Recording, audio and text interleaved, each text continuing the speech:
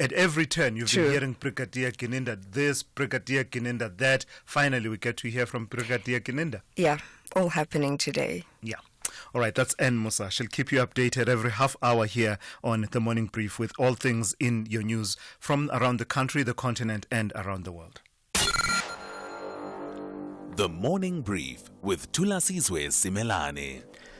Let's get your Thursday started with your weather update now. We start with 3 warnings. The first one, yellow level 1 warning. It says damaging wind and waves will that could result in localized disruption to harbors and ports, difficulty in navigation of small vessels with a risk of taking water and capsizing in locality. Those conditions are expected between East London and Durban. Another yellow level 1 warning says severe thunderstorms associated with possible strong winds, heavy downpours and possible hail expected over the western and southern parts of the Free State and the western parts of the Northwest, as well as the extreme northeastern parts of the Northern Cape and eastern interior of the Eastern Cape. We also have a fire danger warning. It says extremely high fire danger conditions are expected over the central parts of the Northern Cape, as well as the Sundays River Valley municipality of the Eastern Cape. The rest of your weather looks like this. Pretoria is partly cloudy with a minimum of 10 and a maximum of 26. Johannesburg is partly cloudy, 8 to 24. Mbombela will see morning fog, otherwise partly cloudy, 11 to 28. Polokwane is fine with a minimum of 8 and a maximum of 29. Mahikeng is partly cloudy with isolated showers and thunder showers, 14 to 29. Bloemfontein will be partly cloudy, windy with isolated showers and thunder showers with a minimum of 16 and a maximum of 31. Kimberley is partly cloudy, windy with isolated showers and thunder showers with a minimum of 15 and a maximum of 32. Cape Town will be cloudy with morning drizzle. The wind in Cape Town will be moderate northwesterly in the morning, otherwise moderate to fresh southwesterly to southerly with a minimum of 14 and a maximum of 20. Gqeberha will be cloudy in the morning and evening, otherwise partly cloudy with isolated showers and thunder showers. The wind in Gqeberha will be light and variable at first, otherwise fresh to strong southwesterly with a minimum of 15 and a maximum of 23. East London is partly cloudy at first, otherwise cloudy with scattered showers and thunder showers. The wind will be moderate to fresh northeasterly, becoming fresh to strong southwesterly in the afternoon with a minimum of 15 and a maximum of 25. Durban will be partly cloudy with isolated evening showers and thunder showers. The wind in Durban will be moderate to fresh northeasterly with a minimum of 15 and a maximum of 25. And finally, Pietermaritzburg will be partly cloudy with isolated evening showers and thunder showers with a minimum of 8 and a maximum of 31. The reality is that 90% of South Africans don't save enough for retirement. This National Seniors Month, why not be part of the 10% who do? Choose an interest rate of up to 11.7% after 60 months with a Nedbank Electronic Optimum Plus account. Anyone 55 and over can open one on the Money app in less than 2 minutes. Go to nedbank.co.za for more info. See money differently. Nedbank. We're a licensed FSP and registered credit provider. T's and C's apply. Fizzy drinks and fruit juices are making our kids sick. Sugar is dumped into their bodies with every sip, leading to obesity, heart disease, and diabetes as they get older. We need to protect our kids from all sugary drinks. Demand a stronger health promotion levy now. Sign the petition on heala.org. That's HEALA.org. After an impressive run in their first 5 matches of the 2024-25 season, collecting 18 points each, both La Rochelle and Bordeaux-Bègles are pumped up with high energy and eagerness to elevate their winning mentality to the highest level. Witness the collision of 2 giants, the top 14 rugby contest between La Rochelle and Union Bordeaux-Bègles on Sunday, 20 October at 9 p.m. Live on SABC Sport on DTT Channel 4. Also available everywhere for everyone, always on SABC Plus and SABCSport.com. Proudly brought to you by SABC Sport. For the love of the game. Worldview Update, bringing you closer to international or global news. At 6:20, let's focus on this story now. Taiwan's defense ministry has strongly condemned military exercises staged by China on Monday as quote-unquote irrational and provocative. The drills came just days after Taiwanese President Lai Ching-te's National Day speech, during which he said China had, quote, no right to represent Taiwan, and reiterated that the two sides are, quote, not subordinate to each other. Beijing views Taiwan as a Chinese province and has vowed to reunify the self-ruled democratic island with mainland China by using force if necessary. Let's take that conversation forward. I'm joined by Professor David Munyai, the director of the Center for Africa-China Studies at the University of Johannesburg. Good morning to you, Prof, and thank you once again for your time this morning. So, in light of Russia and Vladimir Putin launching the war in Ukraine, there has been a sense of trepidation among Western powers regarding the possibility of China being emboldened and perhaps seeing it as opportune to launch an offensive and move on Taiwan now. The military exercises we saw on Monday will undoubtedly not do anything to quell those worries and fears, will they? I doubt very much, but the potential of an accidental war is always high. I mean, given the fact that the kind of message that the new leader expressed last week is tantamount to declaring independence. And that is the only condition that China made very clear to the world, that if it happens, China will move in and use force to unify Taiwan with mainland, which is the core role of CPC, that before it reaches 2049 centenary celebration, that exercise need to be done. So just clarify there, you talk about declaring independence, and that's an important, subtle difference when it comes to Taiwan. You're saying that for China, an out-and-out declaration of independence is the red line that would see them use force if they have to. Indeed, and quite a lot of disturbing development, particularly in the West, that even though they abide by one China policy, but the China question is constantly coming in, where it appears some countries in the West, particularly the United States, wants to break away from that. I mean, this is not done directly, but constant selling arms, constantly sending high-level politicians, of which Europe is now doing the same, and Japan. And these are signs signaling that in the long run, there will be tension. Given the fact that for the West, led by the United States, sees Taiwan as a leading technological country, particularly in the development of chips, as a core to global economy. These are some of the arguments made by the West, but for China, it's red line, and I think we might cross that accidentally in anytime soon. Yeah, and you talked earlier on about China saying that they are not willing to renounce and say that there's no possibility of ever using force.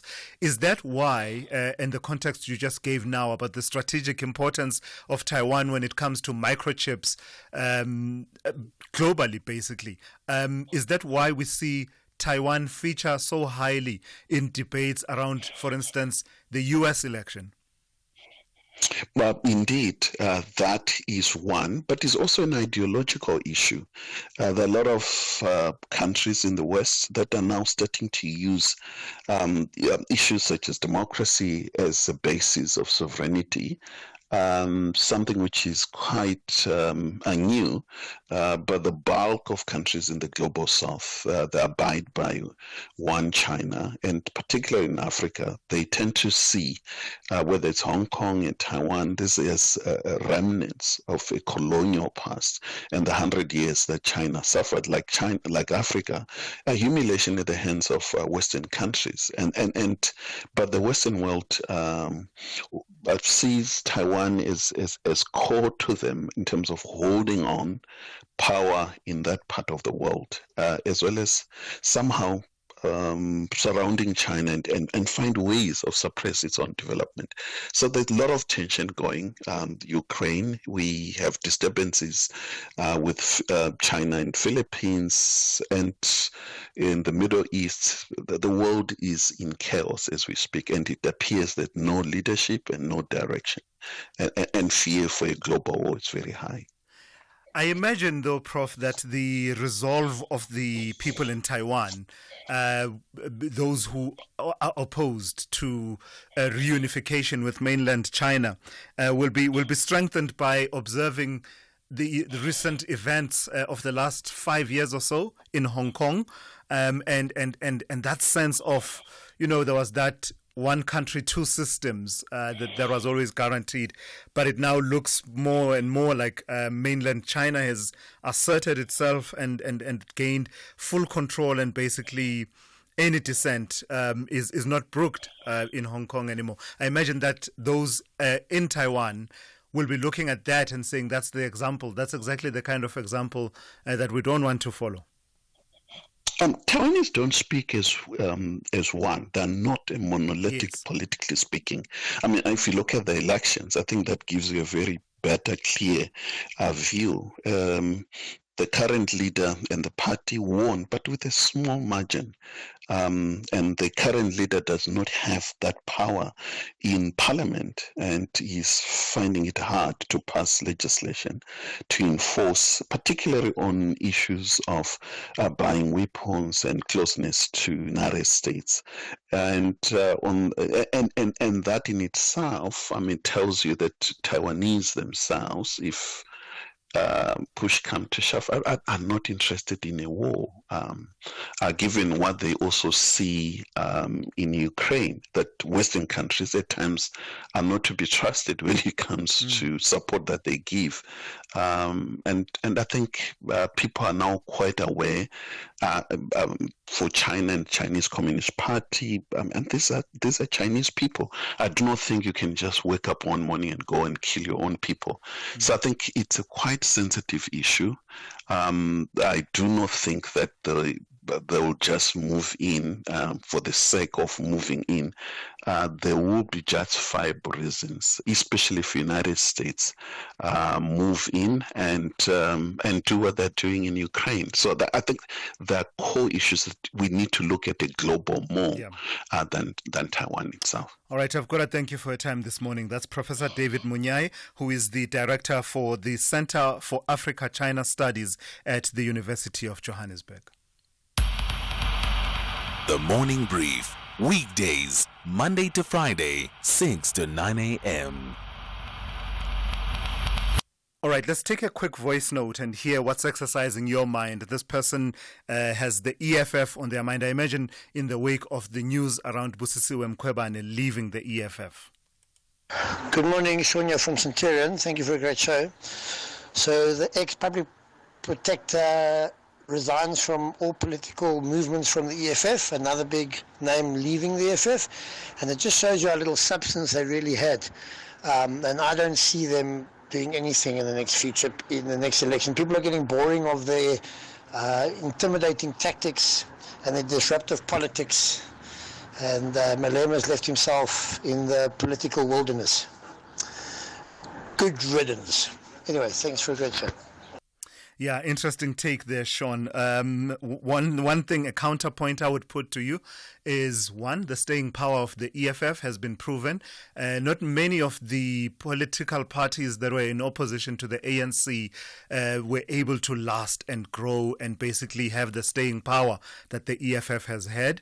And I've heard political analysts saying, don't write off the EFF just yet. And you also have, of course, the counterpoint that says a strong opposition will always be needed, including those voices that you may not necessarily agree with, and particularly now with many of the former opposition parties now formally in government in the form of the Government of National Unity. That's all I can offer you by way of a counterpoint, just reflecting what other people say in view of the EFF. It's 6:30. Let's check in now with N. Musa with the latest news headlines. Good morning. Thanks to us. In the headlines, former ANC spokesperson Pule Mabe says his decision to step aside as the party's National Executive Committee member does not mean he's guilty of the allegations against him. Political analyst Levando says domestic politics could have influenced former public protector Thulasizwe Simelane decision to resign from the EFF. And the Zimbabwean government has announced that it will compensate farmers who lost their land and property in farm seizures more than 20 years ago. I'll have details on these and other stories at 7. SAFM, guiding you through the rush hour traffic. Well, let's kick it off in four ways. In northern parts of Joburg, loads of traffic lights out all over central four ways area, including this morning. I think this was out yesterday for a while and back offline this morning. It's William Mandela and Sloane Street. So the problem there, that's a really key junction, because if you're coming off the highway, it backs up that William Mandela Bridge down in towards the Sloane Street junction, and that backs you up on the off-ramp. So if you've got to come off the highway at four ways, or you've got to get out of four ways on William Mandela into Brighton and Sandton, just expect some heavy backlogs this morning. R21 just starting to slow up as you approach the roadworks around the Benoni exit. We saw really heavy backlogs there yesterday afternoon leaving the airport, and it's just starting to build up now between Pomona and the R23 Benoni exit on your way through to Pretoria. Durban bound coming out of Pietermaritzburg, a queue to work through. It's a breakdown at Umlas Road just after Linfield Park. Of course, it's in the roadwork section, so that traffic getting pretty heavily delayed. And Cape Town, it's an early start to the delays to get on Marine Drive. There's a traffic light synchronization problem, we understand, around Woodbridge Island at Loxton Road, and it's a very early start to the heaviness coming in on Marine Drive. Just about to come out of Tableview Parklands. Duck down the Kuberg Road, it'll be quicker at this stage. Rob Byrne, SAFM Traffic. This is SAFM Sport with Zai Khan. Zai, good morning. Good morning. You're going to give me a heart attack. So I'm reporting you to the authorities now, the listeners, all right? The final arbiters of this matter. I want you in here at least 5 minutes before, not this thing of yours. And I give him a script with everything in it, and he still wants a heart attack. No, Thulas, you got this. I love this for A.B. de Villiers, though. Oh, it's beautiful. You know, he's just been one of those guys that, if I had his hand-eye coordination, you know, I'd achieve a lot more in my life than being late for. Yeah, you'd open the studio door a bit quicker. I'd juggle my life a little bit better, but then again, I'd still drop my coffee. But nevertheless, this is A.B. de Villiers, inducted into the prestigious ICC Hall of Fame. Now, he retired from international cricket in 2018. He made over 20,000 runs across all formats during his 14-year career, and known for his record-breaking feats, including the fastest 50, 100 and 150 in one-day internationals. AB joins a select group of just 115 cricketers to be honoured by the global governing body. More cricket action now. This time, Jason Smith excelled with bat and ball to lead the Dolphins to a clinical 6-wicket victory over the Knights in their Cricket South Africa T20 Challenge match at the Mangaung Oval in Bloemfontein last night. Smith taking off the pace off the ball, claimed 3 for 22 with his medium paces when the Knights batted, restricting them to 155 for 9 after they looked set to go past the 180 mark. The other match saw Eddie Moore securing an unbeaten half-century to help the Western Province to an important 4-wicket Cricket South Africa T20 Challenge victory over the DP Lions at the DP World Wanderers in Johannesburg. Now, Eddie Moore's unbeaten 87 helped Province reach 146 for 6 with 3 balls to spare after the Lions, who won the toss and elected to bat first, were restricted to 145 for 7 thanks to a disciplined bowling performance by the visitors. And rugby news, SA Rugby announcing that the meeting to vote on the proposed private equity deal with US-based Ackley Sports Group has been postponed at government request. This comes after Minister of Sport Gayton McKenzie penned an open letter formally requesting the postponement of the General Council meeting. It was scheduled to take place in Cape Town today, but will now be rescheduled after McKenzie's request to more fully brief government on the proposal. A new date for the SGM before year end will only be confirmed after SA Rugby engages with the minister. Soccer news, Orlando Pirates reserve team coach Joseph Makanya has revealed that the club is closing in on promoting defender Mbekezeli Mbokazi to the first team. The 19-year-old from KwaZulu-Natal recently represented Amajita at the Under-20 AFCON COSAFA qualifier in Mozambique, with South Africa won, forming part of a formidable defense that did not concede a single goal. And finally, tennis, Carlos Alcaraz admitting that it will be a difficult moment to face his idol Rafa Nadal when the Spanish superstars clash for the final time. Nadal, the winner of 22 Grand Slam titles, announced last week he'll retire from tennis after the Davis Cup finals in Malaga. Now, however, the 38-year-old Nadal will take on Alcaraz for a place in the final of the 6 Kings Slam, which is an event in Riyadh. It's going to be a really special moment for me. I'm pretty sure for my family, for my team, and for the Spanish people who are going to watch this match. So I'm going to try to enjoy every single second. That probably is going to be the last time that I'm going to share the court with him. It doesn't matter that I'm going to play against him, but being in the same court for me, it's a privilege. So I'm going to try to enjoy as much as I can. And that's how we wrap up the morning brief sport. More for you at the top of the hour. For SAFM, I'm Zai Khan. The Business Update on SAFM. Let's bring in Dowling Lechela for that. Good morning to you, Dowling. So some news coming out of the UK. The Bank of England is happy when they look at the inflation numbers. Morning, Sila. So, that one economic indicator that has had policymakers across the globe in a chokehold seems to be easing, and easing in a trend that we are seeing where it's nearing central bank targets, and this move just further boosting bets for more rate cuts. So a welcome move for the UK's central bank. So far, the BOE has only cut rates once this year. So getting into that print, prices are easing in Britain, slowing to 1.7% in September. This is below economists' expectations of 1.9%, and it's the first dip below the BOE's 2% target since April 2021. Core inflation also eased, cooling to 3.2%, beating expectations and marking a decline from August 3.6%. This decrease was largely driven by a slowdown in price rises in the services sector, which accounts for the majority of the UK economy. Now, services inflation eased to 4.9% last month, down from 5.6% in August, reaching its lowest level since May 2022. As mentioned, this development very crucial for the Bank of England's policymakers, who will consider the latest inflation data when they meet next month. The decline in core and services inflation provides a strong case for further monetary policy easing, potentially boosting economic growth. This also bodes well for the new government, as that cost of living prices seems to be easing ahead of the new Finance Minister Rachel Reeves' budget that's scheduled for the end of October. So I tried my best to understand who is LVMH, and then I realized I'm not the target market. That's why I don't know who they are.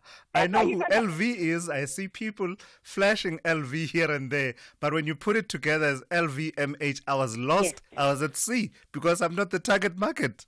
Oh, come on, Silas. I think we all have aspirational, tastes, and we all want that little LV bag or accessory in hand. But their report shows disappointing sales, so there's more people like me then. So listen, it's not you, I can attest it's not us.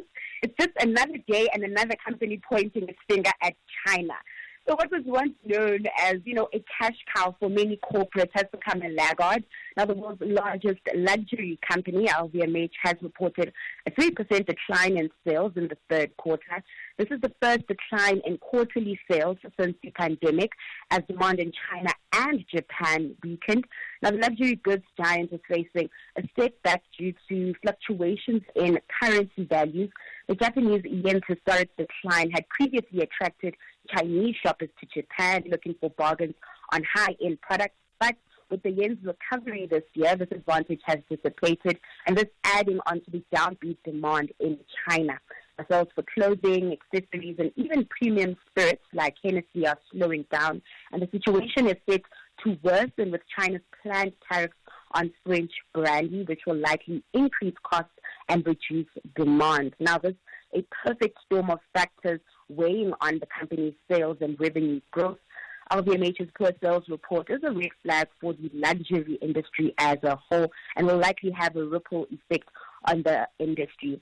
As the market leader, the LVMH's performance serves as a benchmark for other luxury companies.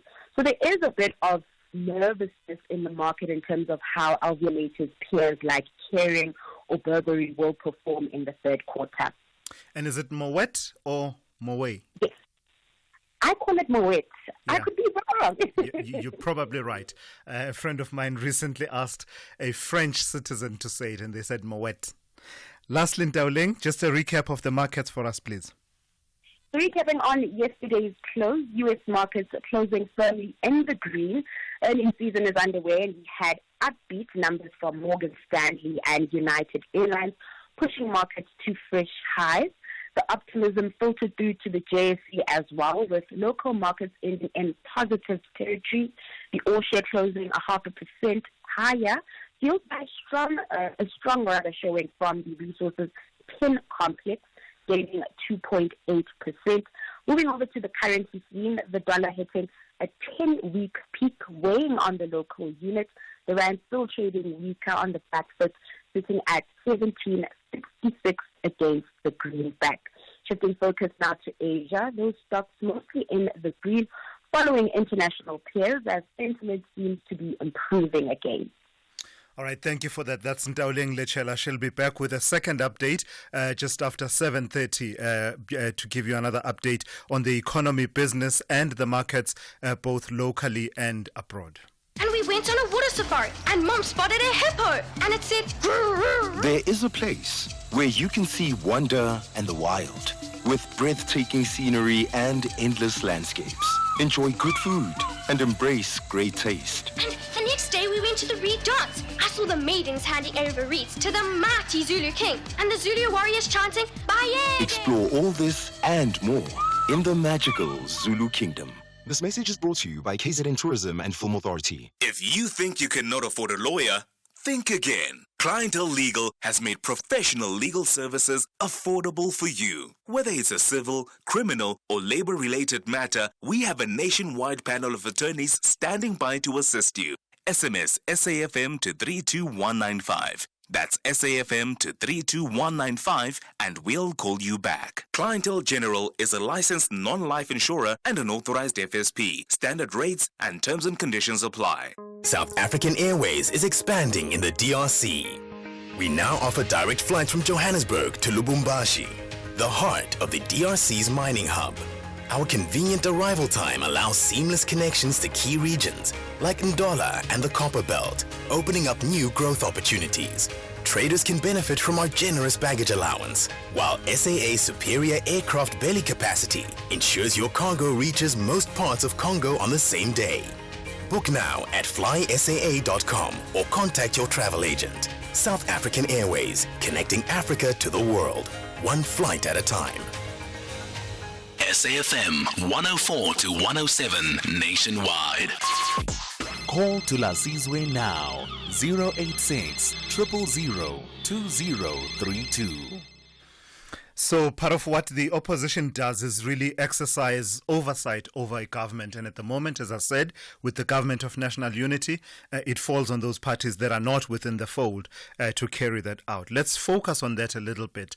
Action SA Member of Parliament, Lerato Ngobeni, has undertaken a series of oversight visits in the last week with a focus on the Department of Home Affairs. The visits wrapped up at the Lindela Repatriation Center, where Ngobeni said she was satisfied with the facility's condition and cleanliness, but was concerned about the cost of sending foreign nationals, undocumented foreign nationals, back to their home countries. She says 23 million rand was spent on repatriations in 2019-2020 financial year. Lerato Ngobeni joins me now for that conversation. Good morning to you, Lerato. So this oversight visit, I imagine, falls in line with one of the policy touch points of your party, which is about controlling migration. What did it reveal for you in as far as the migration system is concerned? Thank you so much, Simelane, to that review, and also thank you to your listeners. There were a couple of things that the oversight revealed. Firstly, that we've got a very serious resource shortage, particularly with regard to the newly formed Border Management Authority that is actually going to be responsible for managing our borders and the ports of entry. There's a lot of obsolete legal systems. The infrastructure is very, very poor. They've got capacity limitations. There's outdated technology. And then the influx of people in and out of South Africa, some of them come through the ports, and then when they can't, when they get deported, they find other ways to come back. And so there are those you cannot trace, and then it creates a backlog in the system. But I know that Home Affairs at the moment had been working. In fact, when we arrived there, they've been working on trying to get people's documentation backlog sorted out by the end of the month. So we will watch and wait and see whether they achieve that. But the issue is not whether they achieve that. The issue is that there is much corruption that does happen at some ports of entry, as we have seen in the last while with that military camp, that illegal military camp that was uncovered. The issue is whether how many more of those could potentially exist in our country. Let's talk about repatriations. 23 million rand in 2019-2020 financial year. I imagine that that's since been updated over the last few years, of course, because a few other reports will have gone through from the Department of Home Affairs. But do you consider that to be excessive, given the scale of the issue that you are dealing with, the issue that you yourselves have raised around unlawful migration?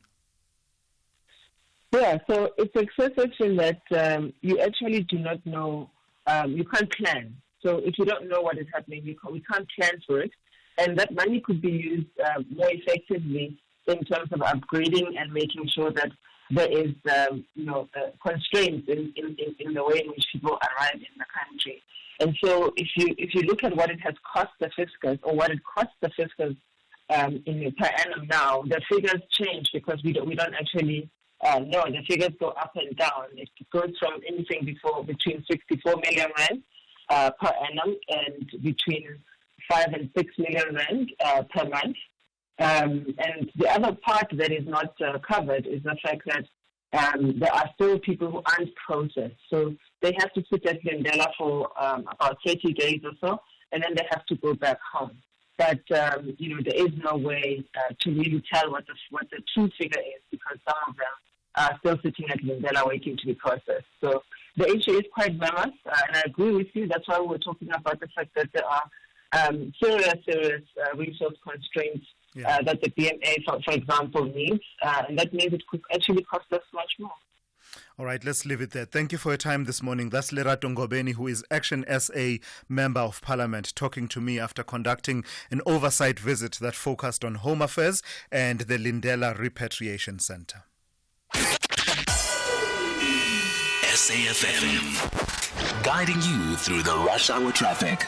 Coming through Midrand this morning, very heavy from Blue Hills along the R55 route into Crowthorne. It's always busy, but this morning it's complicated by JMPD turning up and doing points duty at a set of lights that are working, and just a couple of hundred metres down the road there's lights that are out. So both of those just adding some extra delay on that run from Blue Hills down through Crowthorne and in towards the Kyalami area. Motorists leaving Pietermaritzburg just note a heavy backlog in towards the Umlas Road area. It's a broken down truck in the roadworks between Linfield Park and Umlas Road, and that's already pushing traffic halfway back towards Ashburton. So that's a really big backlog. On the other side, there's a stationary truck just causing an obstruction north of Camperdown, and there's some queuing pressure there. So heavy on your way, very heavy on your way to Durban, but backlogging as well through to Pietermaritzburg side. Kwamashu Highway down through Dust Road towards the M2 looking quite busy. And Cape Town, we are keeping an eye on Marine Drive. It's a very heavy delay. It's arrived a lot earlier than normal. We're talking about the problem that is Woodbridge Island, Loxton Road, and the synchronisation of traffic lights there.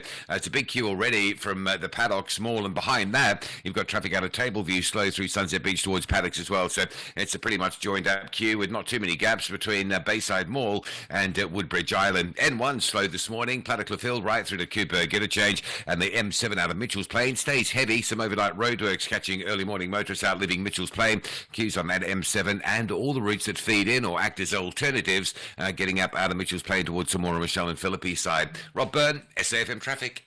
This summer, we have extra large offers on Ford Ranger XL, XLT and Wildtrak from only $481,900 for a Ranger XL single cab 4x2. It's the extra large Ranger offer from only $481,900. Visit your nearest participating Ford dealer. Optional service plan included. While stocks last. TNCs apply. Bayern München are not just about singing their club anthem, Star of the South. They want to maintain their unbeaten run while their visitors, VfB Stuttgart, plan to live up to their slogan, fearless and loyal. This is the Bundesliga, football as it's meant to be. Catch the nail-biting clash between Bayern München and VfB Stuttgart this Saturday, 19 October at 6:30 p.m. Live on SABC Sport on DTT Channel 4. Also available everywhere for everyone, always on SABC Plus and SABCSport.com. Proudly brought to you by SABC Sport. So why should I use We Buy Cars if I want to sell my vehicle? Because We Buy Cars buys cars. But will I get the right price? Of course. We Buy Cars buys thousands of vehicles and knows exactly what every vehicle is worth. Their buyers deliver exceptional service and pay you immediately. And how do I know what they'll pay for my vehicle? It's easy.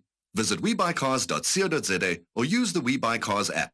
Follow the simple steps and voila, you'll know your car's value in no time. We Buy Cars. Quick, easy, the best. The only talk radio morning breakfast show that makes sense. Thulasizwe Simelane on the Morning Brief. Weekdays, Monday to Friday, 6 to 9 a.m. All right, let's take a few of your voice notes and hear what's exercising your mind. A lot of reaction to the street name changes that are proposed. Leila Khalid, the proposal to rename Sandton Drive in Johannesburg to Leila Khalid Drive. Obviously, that's got debate raging, but also a bit about the political stories around Pule Mabe and the former public protector, Busisiwe Mkhwebane. Let's hear this one first. Good morning to Thulasizwe. It's John. Regarding the renaming of Sandton Drive, I don't believe it relates to support of Israel or Palestine. It's about renaming our roads to South African heroes instead. This renaming of Sandton Drive taints the renaming of the road to Winnie Mandela. Why not rename to Yasser Arafat or Che Guevara or any of those others if you're going to use this kind of approach? I hear exactly what you're saying. I hear your point that the heroes should be relevant to the context. My only counterpoint that I would propose to you is that South Africans have demonstrated that we are plugged in. We care about what happens globally. Solidarity is something that we understand as South Africans. And I imagine that I've not really read what the motivation was, but I imagine that features somewhere in their motivation, that South Africans were beneficiaries of world solidarity, and we've since remained plugged in on those issues of solidarity with the rest of the world, particularly people who are going through various struggles. That's all I can offer you, but I hear the point that you are making about heroes that we can readily relate with locally. Let's go to the story now. The Road Accident Fund CEO Collins Letswalo says the entity he leads is not meant for the poor, for poor people, because the rich are the only ones who benefit from it. Well, mainly the ones who benefit from it. On Wednesday, Letswalo briefed the Standing Committee on Public Accounts on the entity's annual report and the various investigations into its financial and governance challenges. Collins Letswalo joins me now on the line, and before we start the conversation, Mr. Letswalo, I've got to apologize. I realized that in my introduction earlier on, I said the audit opinion was an adverse opinion, but actually it's a disclaimed opinion, and there's a big difference there. But that being said, you are saying it's not for the poor, this thing that you lead. Why do you say that? Let's start with matters of fact. Good morning. It is an adverse opinion. It's not a disclaimer. It was a disclaimer. It was a disclaimer in 2021-22. Okay, so I was looking at the old one. Yeah, that's all good. 2021, yes. For now, it's an adverse. Okay, we'll turn to that in a moment. But why do you believe the Road Accident Fund is not for the poor? Well, firstly, where do you get a benefit scheme, social benefit scheme that wants you to sue for it or get a lawyer for it to be able to pay out benefits? Where would you get the money? You don't go to court to sue without money, because you need a lawyer. When you need a lawyer, you need funds. And that's how it has been, using what we call the law of dealing, which is the law of damages.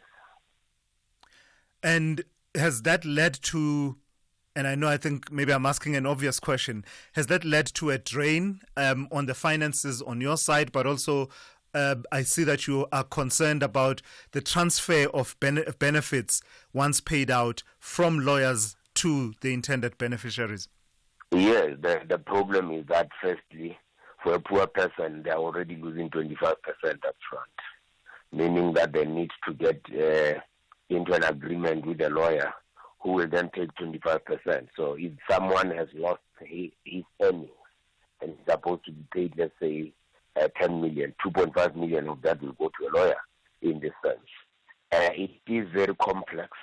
In terms of Section 19C of the Act, you have to use a lawyer to be able to access the benefits, and that is the problem. Secondly, if you look at a situation where someone who earns lower will always get lower in the scheme, because if, for instance, me and my helper get injured and the same injuries and everything, I will get more, because in terms of my earnings are higher than my helper. So how does that make justice? It's unjust, to say the least. Isn't it about the complexity of the issue at hand, the complexity of proving that these injuries are to this extent and they are, quote unquote, as a result of the driving of a vehicle anywhere in the Republic, and trying to standardize? I imagine a situation where if there were no lawyers and there was none of that involved, that mitigation by court, you probably would face a lot more claims that would have a lower bar in terms of being paid out. I don't know. I'm just trying to see the counterpoint to this. I don't see how. The compensation fund is still the same. UIF does the same. So I'm not understanding. I mean, if you are talking social benefits, it must benefit the poor, the people that can't afford to take care of themselves as part of the social safety net of South Africa. Now, what we have is a situation where a billionaire today injured on our roads is going to be paid by the Road Accident Fund, which is supposed to be a social benefit scheme. And it is obviously you are not going to know, because you'll come to us through a lawyer. And it does not go to the extent of whether you can afford or not. It's just going to pay you on the basis of whether you are injured or not. Let's turn to your audit opinion. Are you now finally going to accept this audit opinion, having lost comprehensively in the courts in all your litigation? The Deputy Transport Minister, Mkhuleko Hlengwa, is not impressed and basically says you can't be an organization that's constantly in the courts. It's time to accept now. A disclaimer audit opinion, it's as bad as it can get as far as the audit opinion of the public Auditor General is concerned. No, a disclaimer is the one that is the worst. That is the first part, and that's what we disagree with. We say at best in any event this was supposed to be a qualification. But the issue for us is not what people say that we are taking the AG to court. It's not a spurious thing that we are doing. We are just saying that we are being classified as an insurer when we are actually a social benefit scheme. And we are using accounting for social benefit schemes. The IPSAS 42 is the only available social benefit standard in the whole world. And in South Africa, we don't have a GRAP standard for social benefits. So the GRAP 3 allows us to use that. So there's nothing that we are doing that is outside the law, nothing that we are doing that is outside compliance, and that's why we have taken the matter to court. And the court is the only arbiter that can actually assist us. But you've lost. Chapter 9 the court has not sided with you. Well, we have lost so many times and we have won in the FCA. So it's the lower court that has said whatever they said. As we are saying to you, in the LSSA versus the road accident, the Minister of Transport and others, in the Concord, the Concord came up with a determination that the road accident fund is actually a social benefit fund. So if you're a lower court that says that, of course we are going to challenge it, and that's why we're challenging it. All right, I've got to leave it there. The Deputy Minister has got a different view, but that's his view. All right, I've got to leave it there. That's the Road Accident Fund CEO, Collins Letswalo. Bringing us to 7 a.m. Let's check in with N. Musa now with the latest news. Outsurance will go out of their way to try and save you money on your car insurance. If they can't, ask for 500 Rand. SMS out to 30754. Now that's good news.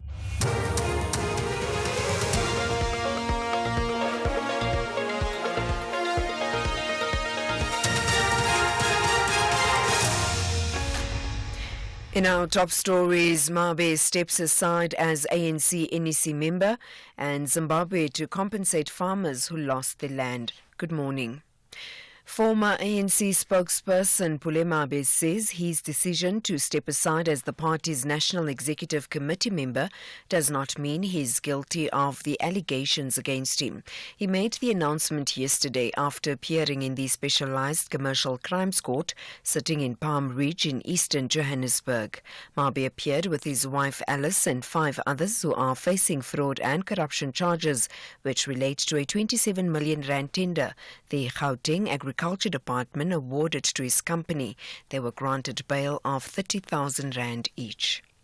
Political analyst Livando says domestic politics could have influenced former public protector Busisi Mkhwebane's decision to resign from the EFF. Mkhwebane announced she is leaving the EFF yesterday, the party she represented in Parliament for the past year. She joined the EFF shortly after her removal from office in September 2023 and became an MP a month later. Ndo says Mkhwebane's resignation comes as no surprise. Her membership into the EFF came at a time when she was all down low, facing a lot of challenges as a person in a career, and the EFF was available to accommodate her and save her. What we're not sure of is as to whether indeed her heart was in the EFF. We also need to look at the fact that Busisi Mkhwebane's husband is in another political party, and there could have been a possibility that there would have been discussions domestically about their political homes. The manager of the embattled Fezile Derby District Municipality in the Free State has dismissed as unfounded allegations that he lied about his qualifications. Sipho Thomas confirmed that he has completed a course in municipal finance. This after the EFF in the province said he only completed 1 out of the 10 modules of the course for which he is supposed to obtain a certificate. Thomas is adamant the allegations have no substance. My response is that I have successfully completed the program on municipal finance successfully. The story of EFF is unfounded and it is misleading. And I would also like, to make you aware, as a municipality, we are planning to have a press conference before Friday. You will be informed about the exact date, time, and venue. The Zimbabwean government has announced it will compensate farmers who lost their land and property in farm seizures more than 20 years ago. The finance minister Thulasizwe says $20 million or more than 300 million rand will be paid to 94 claimants from Denmark, Germany, Netherlands, Switzerland and Yugoslavia before the end of this year. The bigger debt is with the former farm owners in terms of the global composition deed of 35 billion. And also that's the arrangement that we negotiated, that this year we should pay $35 million. And then in terms of our budget envelope, our resource envelope, when we had $20 million reserved for the paper farmers. So both payments will start in earnest, and this is a multi-year program. It's not just for 1 year. So every year we have an allocation. And finally, British musician and former member of the boy band One Direction, Liam Payne, has died in Argentina. Police in the capital, Buenos Aires, say 31-year-old Payne fell from the third floor of a hotel. He rose to stardom in 2010 after appearing on the television talent show The X Factor. Distraught fans have been gathering outside the hotel. I was in my living room and my sister told me Liam has died. We couldn't believe it. We came here directly to confirm it was true. He was 30 years old with a 7-year-old son. I saw him 2 weeks ago at a Nile concert, another One Direction member. He was there. I saw him. He was okay. Recapping the top story, former ANC spokesperson Pule Mabe says his decision to step aside as the party's National Executive Committee member does not mean he is guilty of the allegations against him.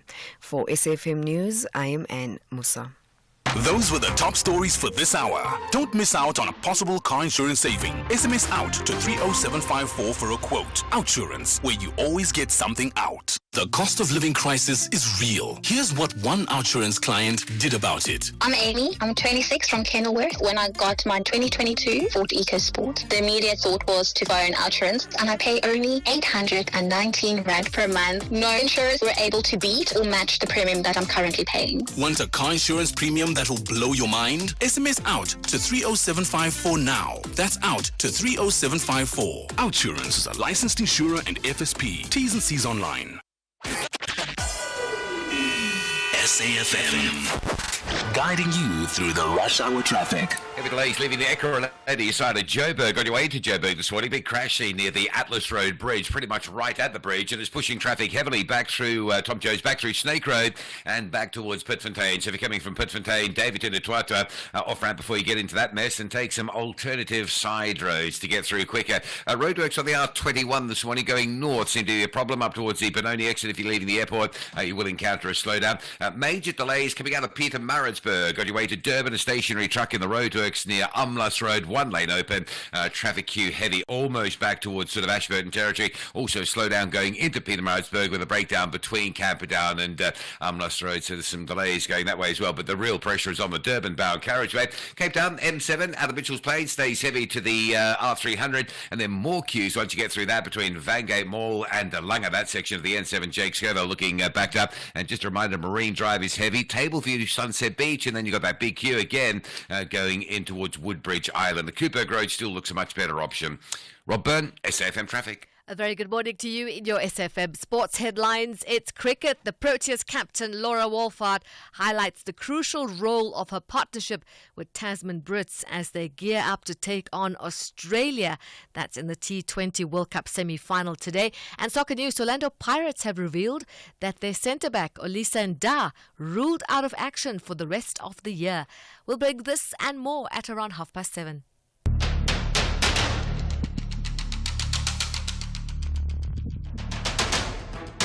The Morning Brief with Thulasizwe Simelane. Weekdays, Monday to Friday, 6 to 9 a.m.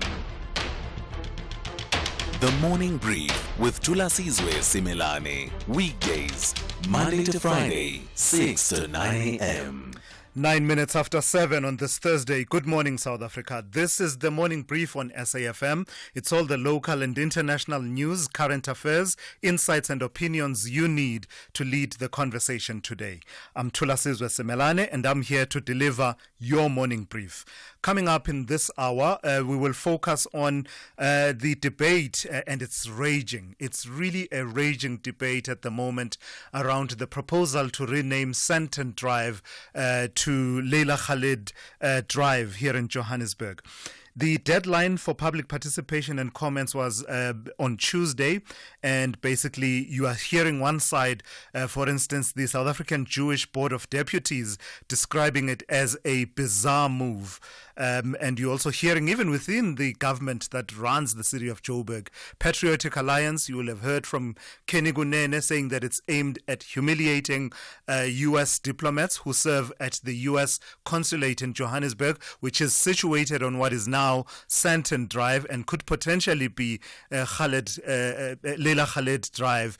And basically, you're hearing people like Kenny Gunene saying it's just aimed at humiliating them. On the other hand, you're hearing those who are saying that actually this is an inspired and appropriate move. Among them, the BDS South Africa movement and others, Africa for Palestine, for example. Panyaza Lesufi, the Premier of Gauteng, saying that it signifies that South Africa is clear in its solidarity and support for the struggles of the people of Palestine. We'll give you both sides, really. You make up your own mind, and that is coming up shortly. Later on in this hour, I look forward to this conversation. We'll be talking about clicktivism. Clicktivism, that is the social media driven activism which has become quite pervasive in today's society, which is digital and social media connected, super connected world that we live in. There was an important judgment that came through from the Constitutional Court that draws the boundaries between your freedom of expression when you are engaging in clicktivism on social media and the right of other people to privacy, to not have their privacy violated. Basically delineates and lays down the line what you can and can't publish, particularly the personal information of people. So we'll bring that into the spotlight at about 10 to 8 this morning. All of your regulars again lined up in this hour. Plus, we will be taking your calls, and the number to dial for that is 086 000 2032. Also, your WhatsApp voice notes on 061 410 4107. This is SAFM, Conversations That Move Us. The second hour of the morning brief starts now. Bridget Masinga on SAFM. I mean, we've just come out of conversations centered around mental health awareness in the workplace. A very important conversation, I think, to continue having, because whenever we sort of position mental health conversations, it's always more on the interpersonal, and we never really touch on the professional implications of such. I think it's very important to remember that not only do we have an ethical responsibility of leadership, we also do have legal obligations when it comes to protecting our team members. We've got a specific responsibility to create a safe working environment for our employees. Heidi Duvenaghi, who is the Managing Director of AdCorp Professional Services. The Full Circle with Bridget Masinga, Monday to Friday, 1 to 3 p.m. Here, there, and everywhere. SAFM 104.9 FM in Port Shepstone. Thulasizwe Simelane on SAFM. So you will have seen the story that talks about the former ANC spokesperson and member of the National Executive Committee, Pule Mabe, his wife and 5 other people appearing in court yesterday in connection with a corruption case that involves the sum of about 27 million rand, a tender of that amount, and it had to do with the provision of motorcycles, tuk-tuks, to waste pickers in the area of Eguruleni. Well, Pule Mabe has made the decision decision that while pending the finalization of this court matter, he's going to be stepping aside from all responsibilities in the ANC's National Executive Committee. Let's bring into that conversation the president of the ANC Veterans League, Dr. Thulasizwe. Good morning to you, Dr. Z. The decision by Pule Mabe to step aside from ANC NEC positions and activities. What's your take as the Veterans League on that? Good morning, Thulasizwe, and welcome to SAFM. Thank and you. Of course, the only people who call me Dr. Z are those that have... My former boss. Yeah, no, I think we should commend Pule Mabe for having taken that decision. I think it's a very good decision, and so it has to happen to all those who are implicated in corruption allegations. Because immediately if you appear in court, and of course the name is mentioned, you dent the image of the organization, its integrity, and its fight against corruption within the organization. I think all those, that's what we're appealing as a Veterans League, that all those who are implicated in any corruption allegation, they must step down now and say, look, let's clear our names. And of course, we will come back after we've been found not guilty. That's exactly what Pule is doing. And so I think he's setting a very, very good example. At the crucial time when we know that we have lost the elections, we only got 40%, instead of 51%. And one of the reasons that people thought that the ANC is not serious about fighting crime and corruption in the country. And so I think we commend him for having taken that decision immediately when he got charged. What impact will it have, if any, within the National Executive Committee, which is, of course, a large body, close to 100 or so people? Well, it will have a positive impact. No one will stand up and say Pule Mabe should not have stepped down. No one will say that, because we'll ask him on what basis he's saying that. Because basically the society wants to know that the ANC is serious about dealing with state capture, is serious dealing about malfeasance, is serious dealing about those implicated in VBS corruption, is serious about making sure that we cleanse this organization of individuals who join the organization in order to enrich themselves and not to better the lives of the poor. And so majority will accept that decision. It's the right decision. It is about the organization and not about the individual. And in terms of other people following suit, there's been this question of, by the time the matter goes to court and the charges are laid, much of it has been ventilated in the court of public opinion, and basically that's where you lose the argument. So while you commend Pule Mabe for stepping aside when the matter went to court, should the standard not be slightly different? Different in what way? Because some are saying that as long as I'm not charged criminally, I'm not stepping down. But the person, there is evidence that was put in front of the Zondo Commission that you have been involved in corrupt activities. Why don't you step down for the sake of the organization and clear your name? There is evidence that you're involved in VBS, and of course it's circulating against the organization, because you're being deployed in parliament, you're being deployed in the senior positions, you're a senior member of the ANC in the NEC, and there's this cloud hanging over your head. Why don't you say, look, I don't want to compromise my organization. My organization is more important than myself, because my organization's values and principles are now being put in question. And so let me step down now and resolve those issues. There's nothing wrong with that, as far as we're concerned. All right. Thank you for that, Dr. Thulasizwe. Just as an aside, why did you send me to Zimbabwe when I wanted to go to the Caribbean and enjoy my life there? And you took me on this tough assignment, and I wanted an ice cream assignment, and you gave me a tough one. What's that about? Well, it means to become sharper, wiser, and a good investigative journalist who will probe every aspect of what's happening in society. Thank you for that. That's Dr. Thulasizwe. He's the president of the ANC's Veterans League there, weighing in on the decision by Pule Mabe to step aside from ANC National Executive Committee responsibilities.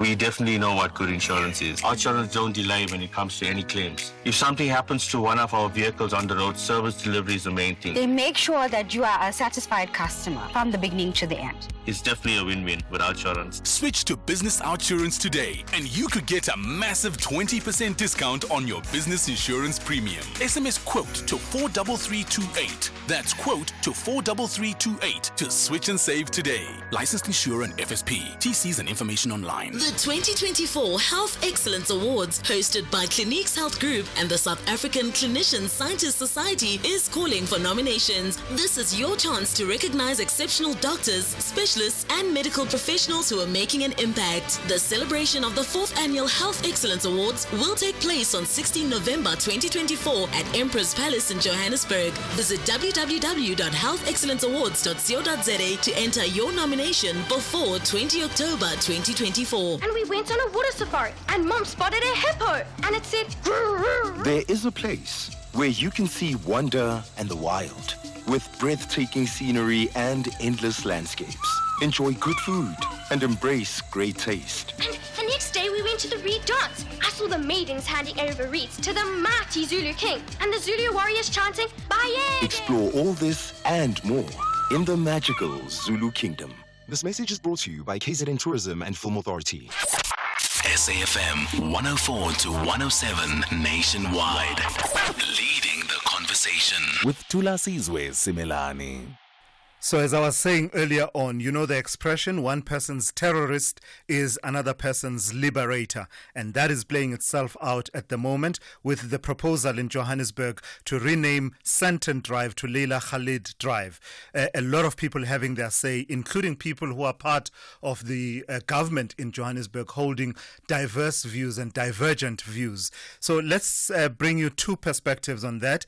The DA has submitted over 5,500 objections to the City of Johannesburg's proposal. The DA says the proposal was opposed by local businesses and residents who complained about the cost implications of renaming the street. So let's bring into the conversation Martin Williams, who is DA Councillor for Ward 90. Good morning to you, Mr. Williams. I've got to thank you for your time. So beside the issue of costs, there will always be costs associated with renaming a street, whether you're renaming it Leila Khalid or, I don't know, Hugh Masekela Drive. What other contestations, what's at the core of the objections that you are advancing? Well, first of all, good morning, and thank you for having me, Thulasizwe. Mr. Williams? All right, I don't know what happened there. He started nicely, but we seem to have lost him. We'll try and get him back on the line, Martin Williams. But let's continue with the conversation. Let's bring into the conversation Pule Mabe, who is the communications manager at #AfricaForPalestine. Good morning to you, Mr. Mabe. I've got to thank you for your time. So just your take then on this proposal. What's your sense? Is this an inspired move and long overdue, or what reservations do you have about it? Good morning to the season, morning to your listeners. Thank you for having us this morning. We think it's long overdue to the season. Just for context, this was a proposal tabled by the African National Congress, the EFF, Al-Jamaa, I think the Patriotic Alliance at the time. They brought it onto the floor of the City Council in Johannesburg and brought it to a vote. This included Winnie Mandela Drive. You remember William Nicol was changed to Winnie Mandela Drive. So the two resolutions were put on the floor and they were passed in 2018. So we think it's long overdue. We think it should have been done when William Nicol was renamed. Sandton Drive should have been renamed. The same process should have followed each other swiftly. But given that we want to applaud the city for taking this step of implementing Leila Khalid Drive, Sandton Drive to Leila Khalid Drive, I think it's long overdue, but still we applaud the city for taking this implementation decision. So the city is at an implementing stage. It's no longer an issue of substantive debate or let's convince each other. That process was passed in the city council where there was a vote on the issue. So this is it was at the point of public comment, where people made public comments on the process as per the legislation and process of the city. Sure. At its sharpest, the criticism of the proposal says you are honoring a terrorist. What do you say to that? Look, today we celebrate Nelson Mandela. When you go to Ramallah in Palestine, there's something called Nelson Mandela Square. And there's a huge 20-foot statue of Nelson Mandela in the city center of Ramallah. You go all over the world, you find OR Tambo Street. I mean, if you go into Africa, especially in Southern Africa, you get streets of our liberators, like you said. One person's terrorists is another person's liberators. Streets are named almost everywhere. South Africa is synonymous with the fight for freedom, the resistance, and so on, all over the country, all over the world, sorry. So Johannesburg is an international city. And when the city takes steps to reflect the international posture of it, the international diversity of it, it can be an issue of debate. And like I said, unfortunately for the DA and others, that train has left the station. And the point of debate were there in the city council, where they lost, by the way. So this was a democratic process. The DA was not hoodwinked into this. They were not caught by surprise. No, it was brought onto the floor of the city council, debated quite thoroughly on the city council floor, and they lost on debates. They failed to convince their fellow councillors in the city, and they lost that debate. So we can't want to go back there to debate again. We are at the implementation process, and unfortunately for the DA, like I said, the trainers has long left the station. All right, Ali, address two issues for me very quickly. One, the issue of the costs involved. You hear that argument that says it will be costly. Secondly, the argument that says you are just seeking to humiliate the diplomats who will be needing to carry business cards, the U.S. diplomats who are on Sandton Drive currently, who will need to carry business cards and share their address that says they are situated on Leila Khaled Drive in Johannesburg. Number one, people who want to divert always want to say something is costly or the government could do better, don't have an understanding of government. And others are doing deliberately. The city of Johannesburg has a responsibility in its community development department to rename streets. That is budgeted for when they adopt a budget, when they adopt resolution in council. So this is part of service delivery. This is budgeted for by the city. In fact, if you to tomorrow your street light don't work and say, no, the city must stop everything, must stop giving me water, I want to fix the street. If the electricity goes out, roads infrastructure must fix electricity. Government simply does not work that way. So people who say, no, this is costly, the money could have been used better, no. They are being deliberately disingenuous because they know very, very well government does not work that way. So this is an integral part of service delivery on the part of the city of Johannesburg. They are delivering services to its residents. One of those services is renaming streets as part of transformation and transforming the city to reflect our own history and our truth as a country. Number two, Leila Khaled, we don't care really from our side. And I think the ANC and EFF can answer for themselves.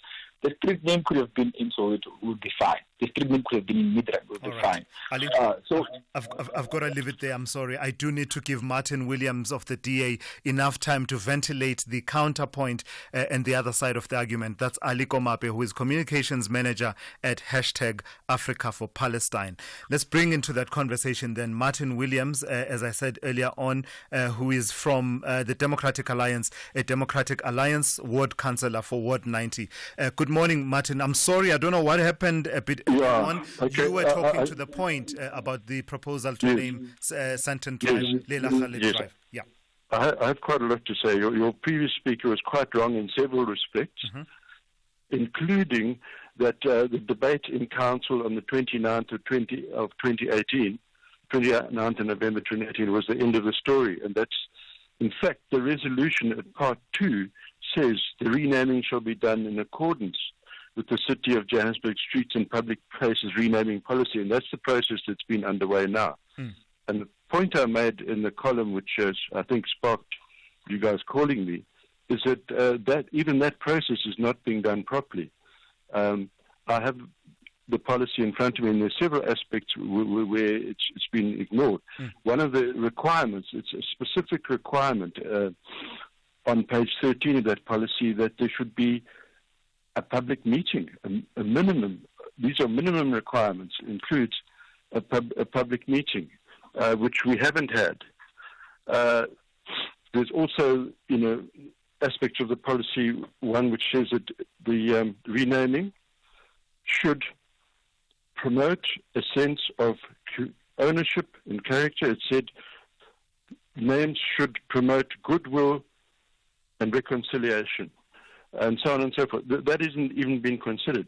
As to the question of the U.S. consulate, it's a consulate that's at 1 Sandton Drive, that's in my ward. I have in front of me a business card from one of the people there, and it doesn't say 1 Sandton Drive. It just says Consulate General Johannesburg. That's what it says. So this whole thing about the business card is just rubbish. You know? But in the original proposal, because what was passed was an amendment, in the original proposal, Councillor Tapela Ahmad from Al Jamar did make some quite derogatory remarks about the U.S. And he said he was complaining that then President Trump had made statements about expropriation of land. Sure. And he said that it would be public interest for the council to consider this motion due to the fact that the U.S. consulate, embassy, he said embassy consulate, which it isn't, resides on the same street. And here's his English. Right. Donald Trump instigated the genocide against humanity in Palestine, and even threatening to deploy a permanent ambassador to hold South Africans hostage on how they should handle their domestic. Mr. Williams, I need to take you to the heart of how some people will be reading this in the little time that I do have. What will you say to those who say you are masking your real objection behind formalities? Your real objection is your opposition to the cause of Palestinian people for self-determination, and Leila Khalid being a symbol of that resistance. No, I'm conducted an exercise to get the opinions of people in the area, okay? And that there were 2 columns, and people could say yes or no, and their reasons. And we did get a few on the other side, and in that exercise, we didn't say no, we oppose Palestine. That's not the relevant issue. In fact, Leila Khalid has got nothing to do with Joburg. She's never been here. She's got no connection. Renaming Sandton Drive, it can happen if it must happen, but it's a perfectly neutral thing. Why import, an overseas struggle into Sandton? It doesn't make sense. It's not opposition to the Palestinian cause. Well, because a lot of South Africans will say they identify with that struggle. Yeah, and a lot of South Africans will be on the other side. So introducing it introduces divisiveness where it's not necessary. All right. That's what I'm saying. All right, Mr. Williams, I've got to thank you for your time. That's Martin Williams, who is a DA councillor for Ward 90, weighing in there on that raging debate. And as I say, it's sure to continue. You can expect to hear more salvos being fired on both sides of the spectrum on that issue. A bit late for news. Let's check in with Ann Musa now with the latest news headlines. Good morning. Thanks to us. In the headlines, Chairperson of Parliament's Standing Committee on Appropriations, Pule Mabe, says ordinary South Africans are paying the price for the state capture, which they did not perpetrate. National Treasury has revealed Eskom's bailouts are projected to reach nearly 500 billion rand by the 2025-2026 financial year. Former ANC spokesperson Pule Mabe says his decision to step aside as the party's National Executive Committee member does not mean he is guilty of the allegations against him. And Lebanon's Prime Minister has accused Israel of deliberately targeting local officials in the airstrike. 16 people have been killed in the Lebanese city of Nabatea. I'll have details on these and other stories at 8. SAFM. Guiding you through the rush hour traffic. Good morning. Top story now. The big backlogs out of Benoni through to Boksburg, on your way to Joburg. Big crash and 12 west at Atlas Road. Traffic's all the way back through Pitfontein. If you're coming from Daveyton, Twatwa, try and get onto some alternative routes to avoid the worst of that. Four ways very busy as we've been warning. Lights down this morning again. William Mandela and Sloane Pointsman are there, but it just causes major backlogs on William Mandela across the highway, and it backs you up on the N1 North and South, wanting to off-ramp at that four ways exit. Major delays coming out of Peter Ratsburg Maritzburg on your way to Durban. A breakdown at Umlas Road. Stationary truck there, one lane open. Queues all the way back now to Ashburton. Also, if you're going to Pietermaritzburg, a breakdown between Camperdown and Umlas Road causing some delays. Cape Town, the M7, Jakes Kerville stays busy out of Mitchell's Plain up as far as the R300. More queues as the M7 becomes the N7 from Vangate Mall up through towards the Epping area. Very slow passing the Langa region. With your traffic update, I'm Rob Byrne. This is SAFM Sport with Zai Khan. Zai, one of my biggest wishes is for one of my 3 girls to play for the Proteas women. Oh, I have to agree. I don't know how I can cajole and blackmail them and all sorts of things to get Imagine into this. having a Simelane in there. You know what I mean? I mean, together with Laura Wolfart, that's already like a power couple happening. Right? I see it. I see the vision. So El Capitano, Laura Wolfart, has been talking a bit ahead of the T20 today. Yeah, she really does want to hit all the right notes. They're taking on Australia. They got a game plan together. She's got her partner, fellow opener Tasman Brits, and it's all happening at 4 p.m. The first ball will be bowled in the semi-final clash. Now, Wolfart reflected on the on-field synergy, which has been key to setting up competitive totals throughout the tournament. Now, the Aussies are formidable. They are standing in our way, but I think we'll have to be one of the toughest teams in this competition, and hopefully the Proteas women can secure a spot in the final. Yeah, it's really nice to bat with her. I think we complement each other pretty well. I feel like there's days where I maybe struggle with the bat, and those happen to be the days where she gets off to a really good start, and vice versa. I feel like it always works that way around. I feel like we run well between the wickets as well. She's pretty quick, and you know, when you've batted with someone for that long, you can almost sort of sense when there's a single and when there isn't. So we sort of have that understanding, which is quite nice. And yeah, it's been good. Hopefully we can have a good game tomorrow. On to more cricket news. The icon AB de Villiers has been inducted into the prestigious ICC Hall of Fame. De Villiers, who retired from international cricket in 2018, made over 20,000 runs across all formats during his 14-year career. Known for his record-breaking feats, including the fastest 50, 100 and 150 in one-day international, AB joins a select group of just 115 cricketers to be honoured by the global governing body. Soccer news. Orlando Pirates have revealed that influential centre-back Olise Ndah has been ruled out of action for the rest of the year due to injury. The Buccaneers confirmed that Ndah suffered a tibia fracture against Polokwane City last month and is expected to face a lengthy recovery period. The news comes as a big blow for the Sea Robbers, who are gearing up to lock horns against newly promoted Betway Premiership outfit Magesi FC in the Carling Knockout Cup on Saturday. Elsewhere, Juventus midfielder Paul Pogba says he's not a cheater but accepted responsibility for the failed doping test that led to a ban. Pogba's 4-year ban was reduced to 18 months earlier this month after the Court of Arbitration for Sport accepted his ingestion of a banned substance was not intentional.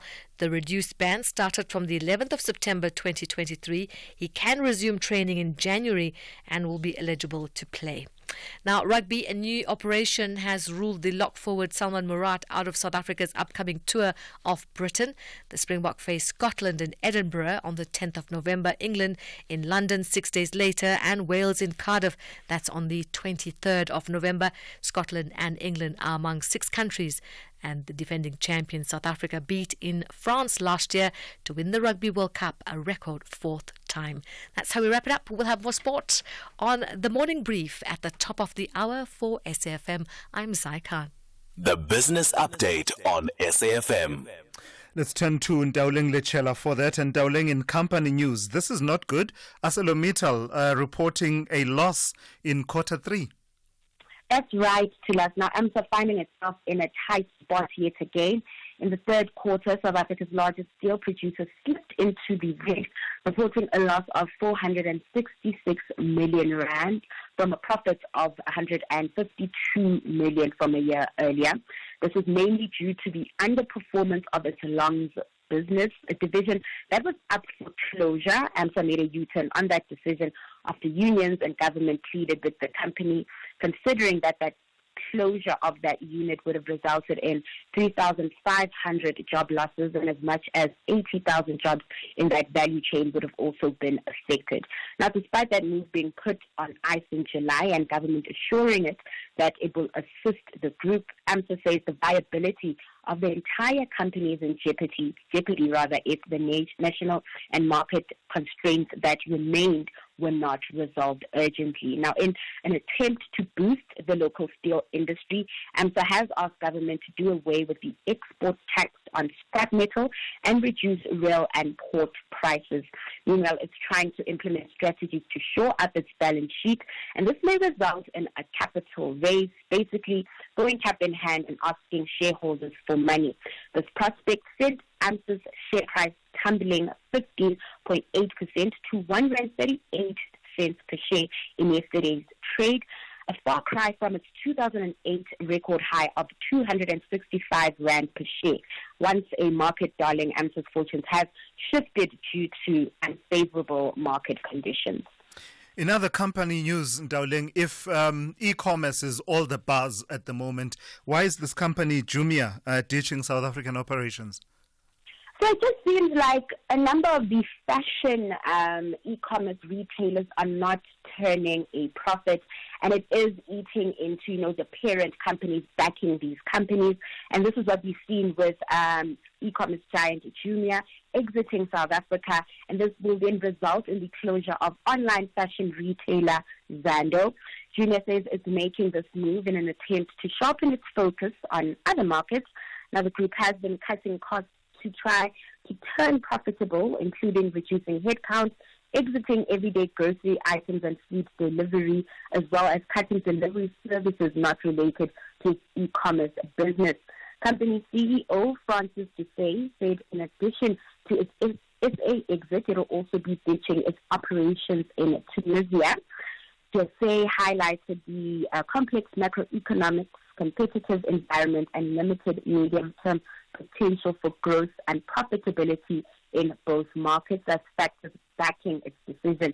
The group will continue operating in Egypt, Kenya, Morocco, and Nigeria. Now, the closure in South Africa will likely result in about 110 job losses. This move comes shortly after the country's biggest online retail group, Takealot, announced the sale of its fashion business, Superbalist, amid increasing competition from fast fashion Chinese e-commerce retailers Shein and Temu. All right, just a recap then of the markets here at home and elsewhere in the world. So Asian stocks are ticked higher, assisted by the global upbeat sentiment we've been seeing. All eyes are on China following a press briefing by the nation's finance and housing ministers, where they implemented more measures to support China's faltering property industry. With that, we have the Shanghai index trading in the green, up 0.25%, and backing the upward trend in that region, the Japanese Nikkei losing 0.56%. Moving over to Wall Street, futures slightly easing from yesterday's gains. Traders are eyeing retail sales for some clues on how the U.S. consumer has been faring over the past month. And then back at home, stocks closing mostly in the green, with the JSE All-Share higher, up 0.5% in yesterday's trade. That optimism, though, not filtering through to the currency markets, with the rand still on the back foot, trading at 17.65 to the dollar. All right, thank you for that. That's Ndawling Lechela. Look out for one more of her reports this morning covering the economy, business and the markets here at home and elsewhere in the world. And that will be coming up in the third hour of the show, with about 20 minutes or so before the opening of trade on the JSE. We've upgraded. Our new GIS-linked national address database lets us connect with you better than ever before. By visualizing licensed and unlicensed households nationwide, we can ensure timely communication. Our payment reminders are a crucial tool to help you stay compliant and avoid penalties, empowering you to take proactive steps. Efficient electronic communication helps us collect fees seamlessly, bolstering the SABC's mandate in line with Section 27 of the Broadcasting Act. TV licenses. Pay yours. Make a difference. If you think you cannot afford a lawyer, think again. Clientele Legal has made professional legal services affordable for you. Whether it's a civil, criminal, or labor-related matter, we have a nationwide panel of attorneys standing by to assist you. SMS SAFM to 32195. That's SAFM to 32195 and we'll call you back. Clientele General is a licensed non-life insurer and an authorized FSP. Standard rates and terms and conditions apply. Bayern München are not just about singing their club anthem, Star of the South. They want to maintain their unbeaten run while their visitors, VfB Stuttgart, plan to live up to their slogan, fearless and loyal. This is the Bundesliga, football as it's meant to be. Catch the nail-biting clash between Bayern München and VfB Stuttgart this Saturday, 19 October at 6:30 p.m. Live on SABC Sport on DTT Channel 4. Also available everywhere for everyone, always on SABC Plus and SABCSport.com. Proudly brought to you by SABC Sport. For the love of the game. Africa Update on SAFM. For that, let's turn to Advocate Sipho Mantula. Good morning to you, Raz. So it seems you can read a lot into a head of state's security orientation and security consciousness with the changes they make in who heads up those various institutions. And I see that the Egyptian president, Al-Sisi, is making some interesting reshuffles at the top there of the intelligence structures.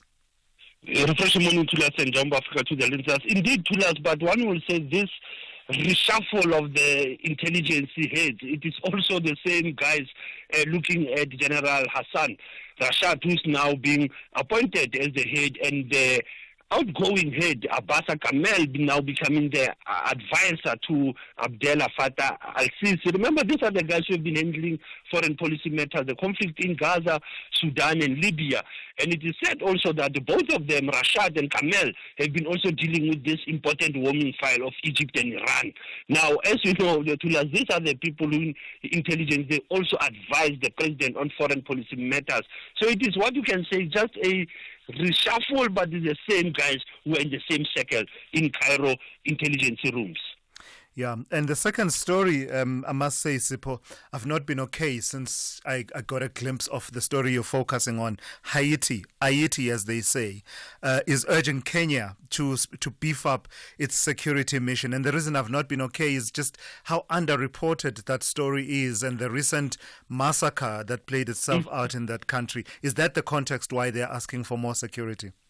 No, correctly. But remember, even beyond the massacres, this issue of the gangs and how the national police of Haiti are failing to deal with them, that Kenya, as part of the UN-backed multinational security mission, remember we spoke about it, that the UN was supposed to review this mission and strengthen it, because once you have the word multinational security mission, you have not given it the teeth to deal with the security situation in Haiti. And like you said, Haiti being one of the diaspora Caribbean countries who fought slavery, they are going through this. It is the issue now to us of lawlessness, anarchy that is going on because of criminal organizations that are operating in Haiti. And hence Kenya, as part of the UN mission, is being requested to add more of their police. They promised 1,000, they've brought 400, they're bringing now another 600 additional police officers. Yeah, I mean, there was a massacre, I think, earlier on in this month. 115 people killed was the tally that was given there, and it really is an underreported issue. But nevertheless, let's focus on Botswana, or as the SABC's Ntebu Mokobo would say, Botswana yabo agisane. Botswana decides 2024. Voting by postal ballot has started. Correctly, to be going over this weekend. It is early voting ahead of the 30th of October. Here you are looking at the postal vote. It's what you can call diaspora vote also, where you are looking at the Botswana residents who have registered outside the country, 2,000 foreign voters, and as well as you know that these elections for Mokgweetsi Masisi are very important for him to can regain power. But the Gaborone Independent Electoral Commission have said that they are looking at this vote beginning this week, And as well as you know, Tulas, that Botswana is part of the SADC member state. There are many observer missions that are there already from the AU, from SADC. I've looked even electoral commissions are already in Botswana. The AU actually will be stepping in Botswana on the 22nd of October until the 3rd as they're sending their mission. It's a short-term observer mission of 30 people, but many issues in Gaborone are still around BDP, BCP, and UDC of Dumaboko. Those are the people who are contesting for those elections end of the month.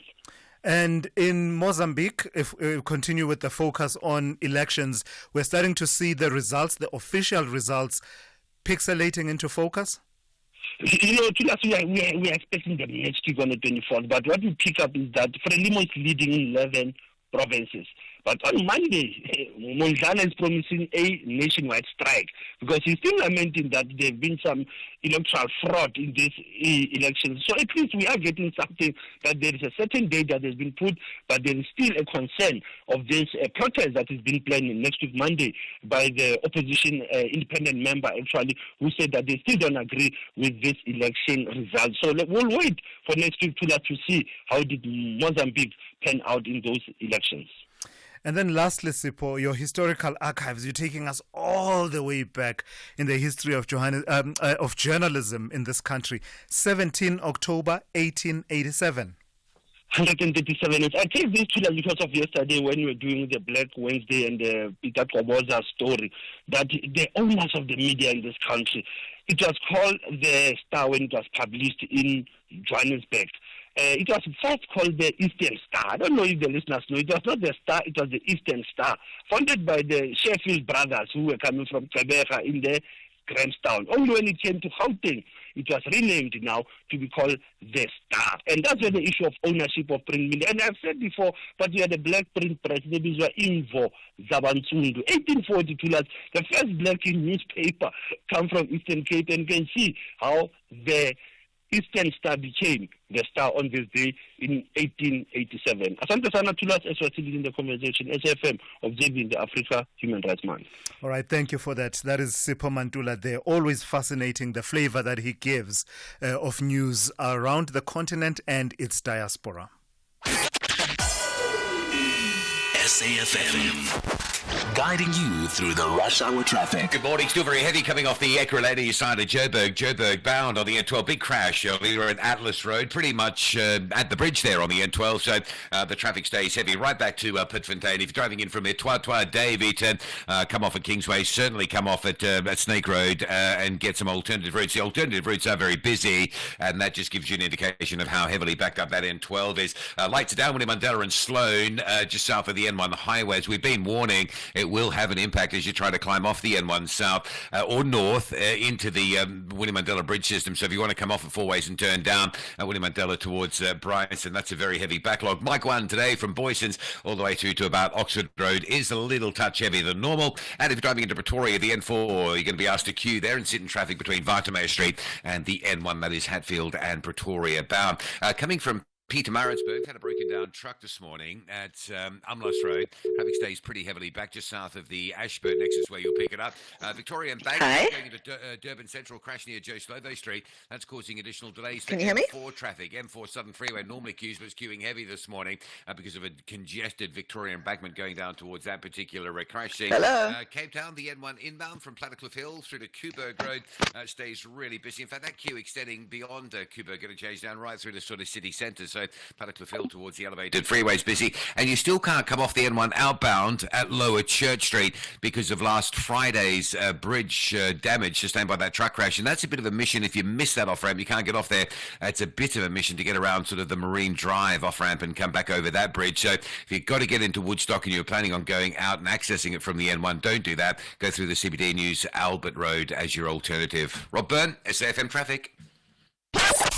SAFM 104 to 107 nationwide. Leading the conversation. Call Thulasizwe now. 086 000 2032.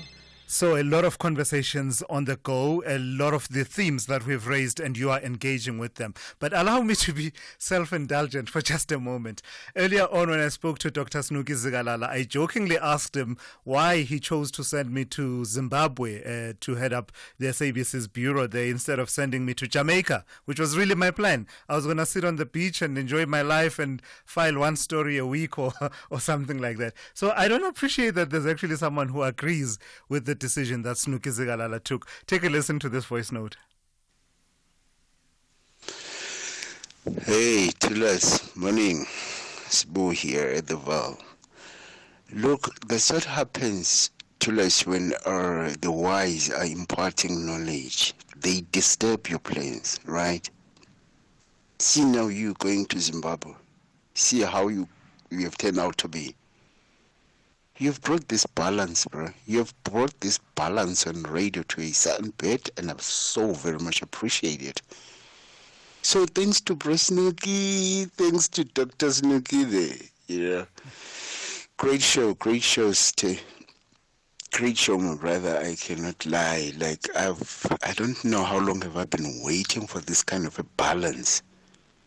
Thank you, brother. It goes to show that, yeah, you are my generation on radio. Thank you, brother. Thank you for that. Well, I'll take it from you when you say the wise are imparting knowledge. But on a serious note, it turned out to be the right decision. I came to appreciate that actually he was right, I was wrong, and I was happy that he was right. That's Dr. Snuki Zikalala there, and that decision that he took. Right, back to reality.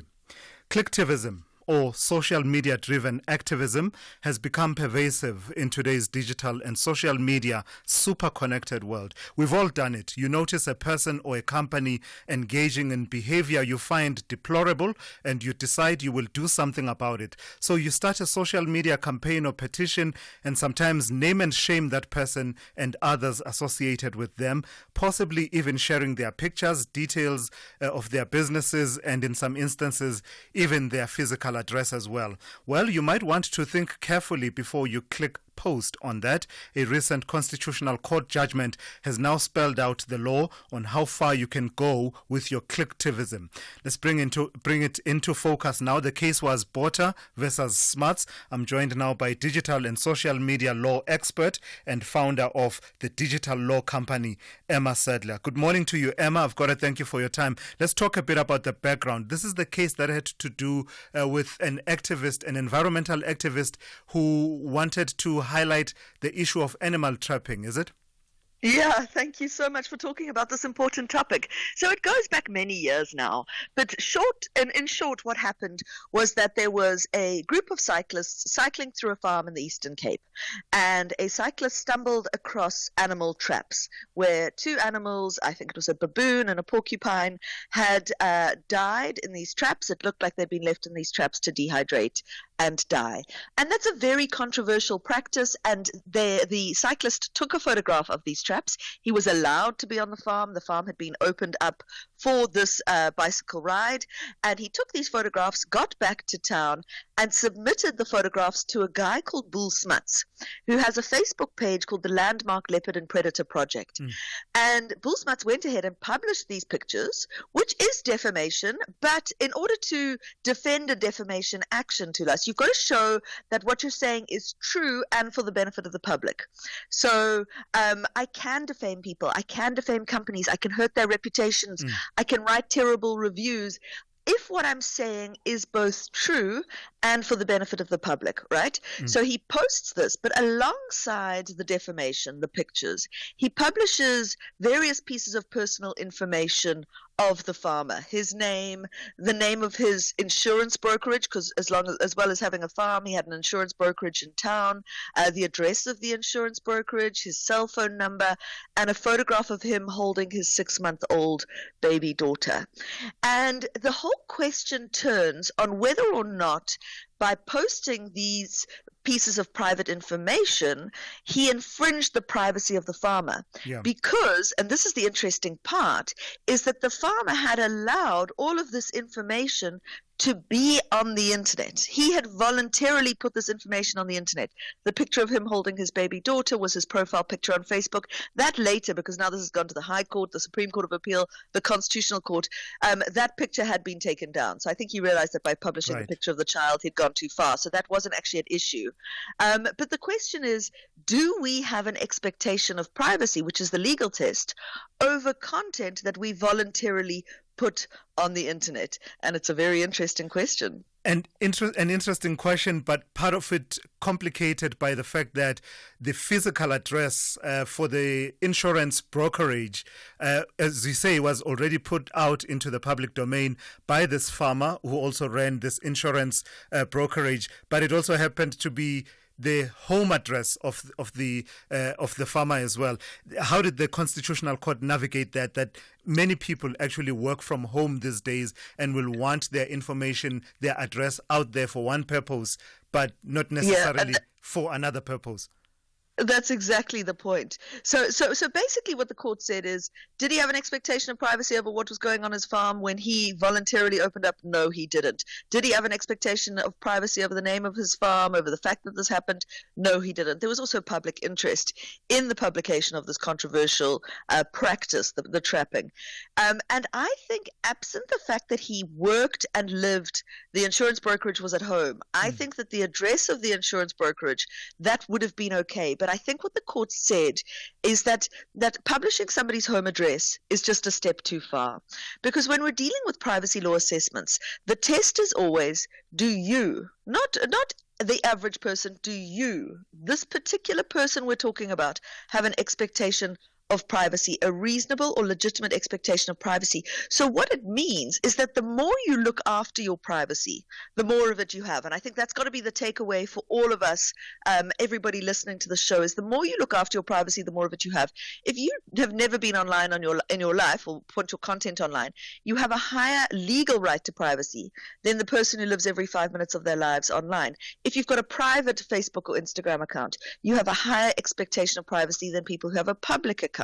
So I think that, where we start publishing people's home addresses and say they've done something illegal, we're getting into doxing territory, right? We're getting into this is this terrible person, and you've got to be very careful that you're not inciting. You've got to be very careful that you're not, that harm isn't going to come to that person. So I think that what the court said is that you do have a reasonable expectation of privacy over your home address, and that is, the closer you get to the core of a person, and this has been the law for a long time, the more right to privacy you have.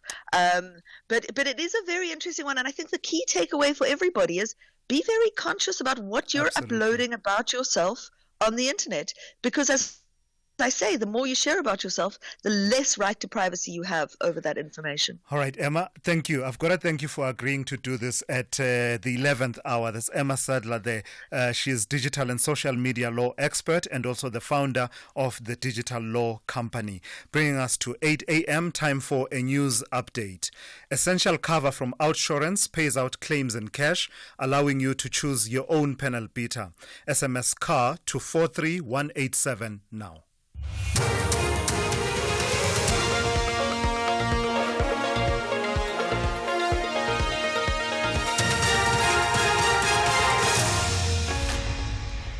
In our top stories, Maimane slams high Eskom tariff increases and Mbeki speaks on the late Tito Mboweni. Good morning.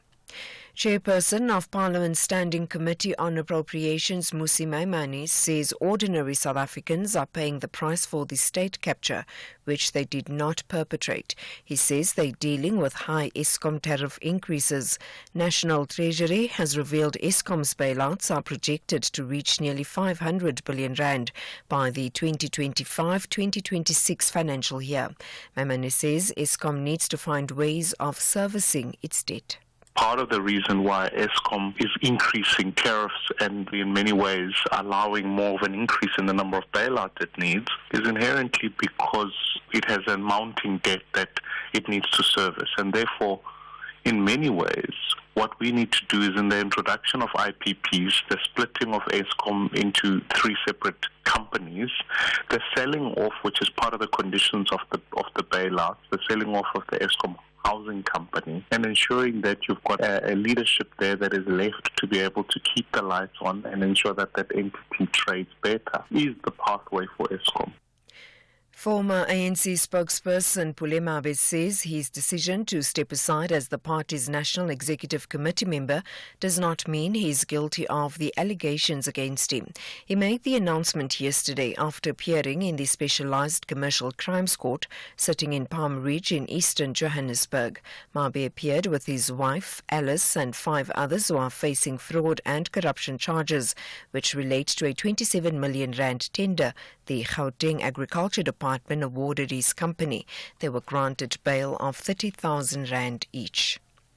Former ANC President Thabo Mbeki says the party's late NEC member Tito Mboweni would have contributed to finding solutions to the challenges the party is facing today. Mbeki says Mboweni was an honest and brutally frank person. The ANC's votes in the May elections dropped to 40%, forcing it to seek coalition partners to form a government of national unity. Mbeki says the tensions brought by the GNU within the ANC was expected. He, however, says the party has to confront these challenges, and Mboweni's experience within the movement would have helped in addressing the challenges. We would expect that there would be tension. People would take different positions. We've lost the elections, what do we do? Do we form a government of national unity? Some people say yes, the majority. And others say no, let's form a minority government. So there's a difference. How do you deal with it? How do you handle it? So that in the end there is a common agreement and we move together in concert. I'm saying that Tito's experience within the movement would have helped the ANC to address differences of that kind. Mboweni died on Saturday last week following a short illness at the age of 65. Preparations are underway for his funeral in Limpopo on Saturday. President Cyril Ramaphosa has accorded Mboweni a special official funeral category 2. Ramaphosa has also directed that the national flag be flown at half-mast at all flag stations in the country until Saturday morning. Lebanon's Prime Minister has accused Israel of deliberately targeting local officials in the airstrikes. 16 people have been killed in the Lebanese city of Nabatea. They include the city's mayor, who was in a crisis meeting to discuss coordinating humanitarian help to the local population. The BBC's Tom Bateman reports. Lebanon's government has castigated Israel over the attack on a municipal building in the town of Nabatea, accusing it of deliberately targeting local officials. Israel says it was striking at what it called Hezbollah bases. The airstrike killed the mayor, who was affiliated with Hezbollah, but who locals say was a civilian. US State Department spokesman Matthew Miller declined to say whether the US, which arms Israel, regarded him as a legitimate target, saying the US didn't yet have enough information about the airstrike. Recapping the top story, Chairperson of Parliament's Standing Committee on Appropriations, Musi Maimane, says ordinary South Africans are paying the price for the state capture which they did not perpetrate. He says they are dealing with high Eskom tariff increases. For SAFM News, I am Anne Musa. And that's the news for this hour. Theft, accident and 1 million rand liability cover, all covered by Outsurance Essential. Get a quote today, SMS CAR to 43187. With Outsurance Essential, your older car is the star of the show. Outsurance Essential is designed and priced for older cars with the cover you need. After an accident, claims are paid in cash, so you can choose the panel beater you want to use. And Outsurance will cover the cost of the car you bumped into for up to 1 million rand. Get saving with Outsurance Essential for unfinanced cars older than 5 years and valued at less than 130,000 rand. SMS CAR to 43187. That's CAR to 43187 today. Licensed insurer and FSP.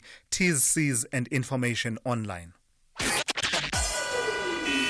SAFM, guiding you through the rush hour traffic. Still very heavy leaving the Benoni area through to Joburg this morning. Crashed by Atlas Roads. Got traffic backed all the way through to Pitfontein. If you're coming in from Etoile Daveyton, try and get onto some alternative routes before you get caught there. Delays on the N1 north and south of the Winnie Mandela off ramp. It's the traffic lights out at the highway and also just south of the highway at Sloane Street. So Winnie Mandela Bridge and the highway off ramps under quite a bit of strain. Roadworks on the R21 north at the Benoni exit causing delays as you leave the airport heading up towards Pretoria. The run out of Pietermaritzburg down to Durban. Looks like the stationary truck around the Linfield Park area has been cleared. That traffic is starting to flow better. Big delays on the M4 Southern Freeway from Umbilo Kongela coming up into central Durban this morning. Crash on Victoria Embankment, blocking that run through to the CBD, and that's just feeding back along that M4 and causing the big delay town bound.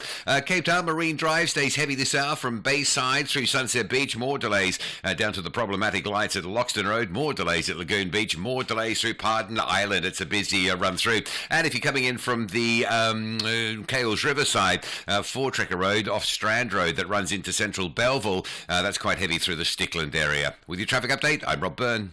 A very good morning to you. In your SFM sports headlines, it's cricket, and it's the Proteas captain Laura Wolfart who says they have the talent to beat Australia in the T20 World Cup semi-final today, and SA Rugby is to continue engagement on the equity deal. We'll find out more at around 8:30.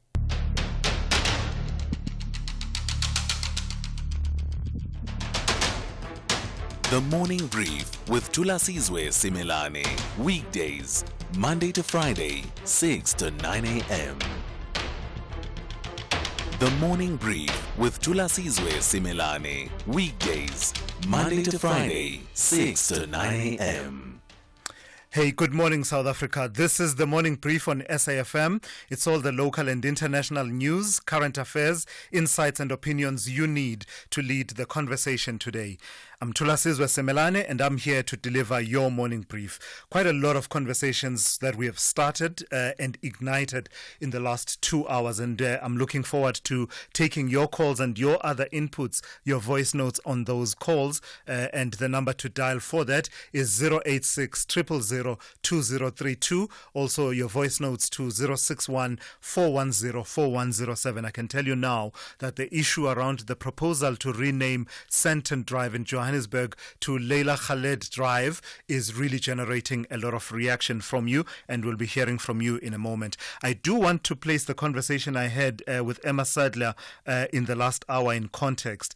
Part of the reasoning is we would like to start infusing a bit more of understandings of the law and judgments that come from time to time in our courts, because, you know, the supremacy of the Constitution in our country means that a lot of disputes end up being settled in the courts. Well, those judgments are not just relevant for the people cited there as parties.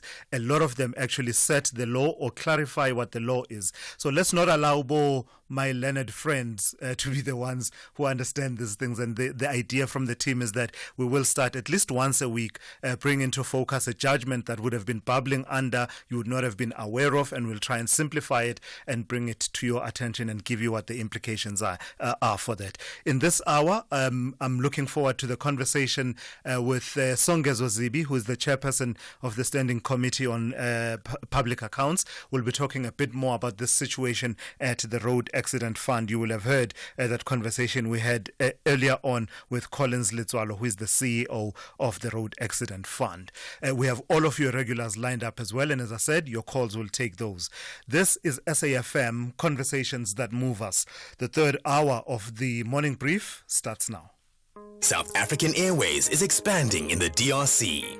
We now offer direct flights from Johannesburg to Lubumbashi, the heart of the DRC's mining hub. Our convenient arrival time allows seamless connections to key regions like Ndola and the Copper Belt, opening up new growth opportunities. Traders can benefit from our generous baggage allowance, while SAA's superior aircraft belly capacity ensures your cargo reaches most parts of Congo on the same day. Book now at flysaa.com or contact your travel agent. South African Airways, connecting Africa to the world, one flight at a time. At Business Outsurance, ensuring your business is our business. Switch to Business Outsurance today, and you could get a massive 20% discount on your business insurance premium. Get affordable cover to protect your business against everyday risks. Get the best business insurance at the best price for your business. SMS quote to 43328. That's quote to 43328 to switch and save today. Licensed insurer and FSP. TCs and information online. And we went on a water safari and Mom spotted a hippo and it said grrr. There is a place where you can see wonder and the wild, with breathtaking scenery and endless landscapes. Enjoy good food and embrace great taste. And the next day we went to the Reed dance. I saw the maidens handing over reeds to the mighty Zulu king and the Zulu warriors chanting, Baye! Explore all this and more in the magical Zulu Kingdom. This message is brought to you by KZN Tourism and Film Authority. SAFM 104 to 107 nationwide. Send Thulasizwe your voice notes on 061 410 4107. All right, let's crank up the ideas refinery. Let 100 flowers bloom. Let 100 schools of thought contend. The issue of Sandton Drive and the proposal to rename it really dominating the conversation. I will not be saying much. I will allow it to flow as a debate. So let's get it started. Kirk in Cape Town, you want to weigh in on this issue. Good morning. Good morning to the Thulasizwe. I cannot understand what the rationale of the ANC is by wanting to rename the road after a foreign person of influence. So her checkered history in the world of context, in the political world, has no bearing on South Africa. And I do understand that we have exported the Nelson Mandela Drive to Lebanon and to other places. But in our context in South Africa, we have so many issues that need resolving. Renaming of a street, and also the name Sandton. I don't know if it has any racial history behind it. It seems like such a harmless name. Maybe we should change the name of a General Constant Viljoen Road, for example, instead of an odd name like Sandton Drive. I do think that we're spending money in the wrong places, and we're dividing the nation with these issues unnecessarily. All right, thank you for that. That's Kirk's take there. Kirk in Cape Town weighing in on that issue. Let's bring in Eunice in Johannesburg. Eunice, good morning. You also want to talk about Sandton Drive renaming, the proposed renaming. Yes, Thulasizwe. Thulasizwe, I think the DA councillor that you had, his argument was rather shallow. Number one, Leila Khalid has been to South Africa on many occasions. Number two, he spoke of the cost factor. Not long ago, we had William Nicol Drive, which was renamed to Winnie Mandela Drive. Now, by and large, liberals in this country hated Mama Winnie, and it's very hard for them to probably say that name. Now, he talks then of the business card, which the American embassy officials had with no address there. You know, just giving the address with no street name. Well, maybe they knew something we don't know. They would have to change it to Leila Khalid Avenue. That's a third thing. And then, you know, maybe Joburg is too slow off the mark. If you look at Durban, they have street names named after Che Guevara. There was a physician who left his country to come to liberate countries in Africa. You have Samora Machel Avenue in Durban. Was he not called a terrorist before? And, you know, maybe Joburg is slow off the mark. So all I can say is for the renaming, all I can say is Pambili in the renaming, Pambili. All right, Thanks. Eunice, I've heard you. Thank you for that. That's Eunice there weighing in on that matter. Let me take a call from Patrick, who is out in Pietermaritzburg. Good morning to you, Patrick. You also want to talk about the proposed name change for Sandton Drive. Thank you, Tulis. You know, it's so sad that you got this Palestine terrorist who has to be going into this name of this street in Sandton. Tulis, we must be careful. This is an emotional bandwagon that the Muslims are trying to say, poor Palestine. You know, we've got to be sympathetic to Palestine. I'm a supporter of Israel, Tulis, and I can tell you now, there's not going to be any more Palestine once this Gaza war is finished.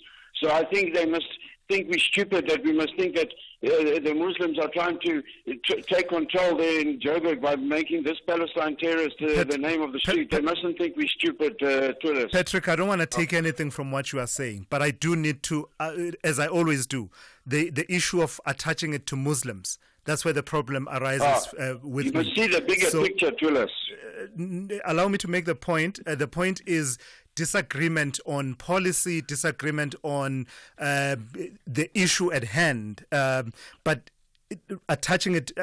So, for instance, the people that are proposing it are not all Muslims, for example.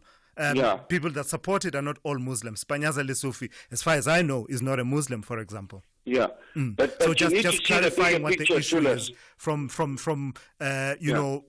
people's beliefs and those immutable characteristics that people carry. Tulas, you must see the bigger picture of what's going on here, my brother. Sure. This is an emotional situation that's got to do with Palestine and the Muslim people and Islam in general.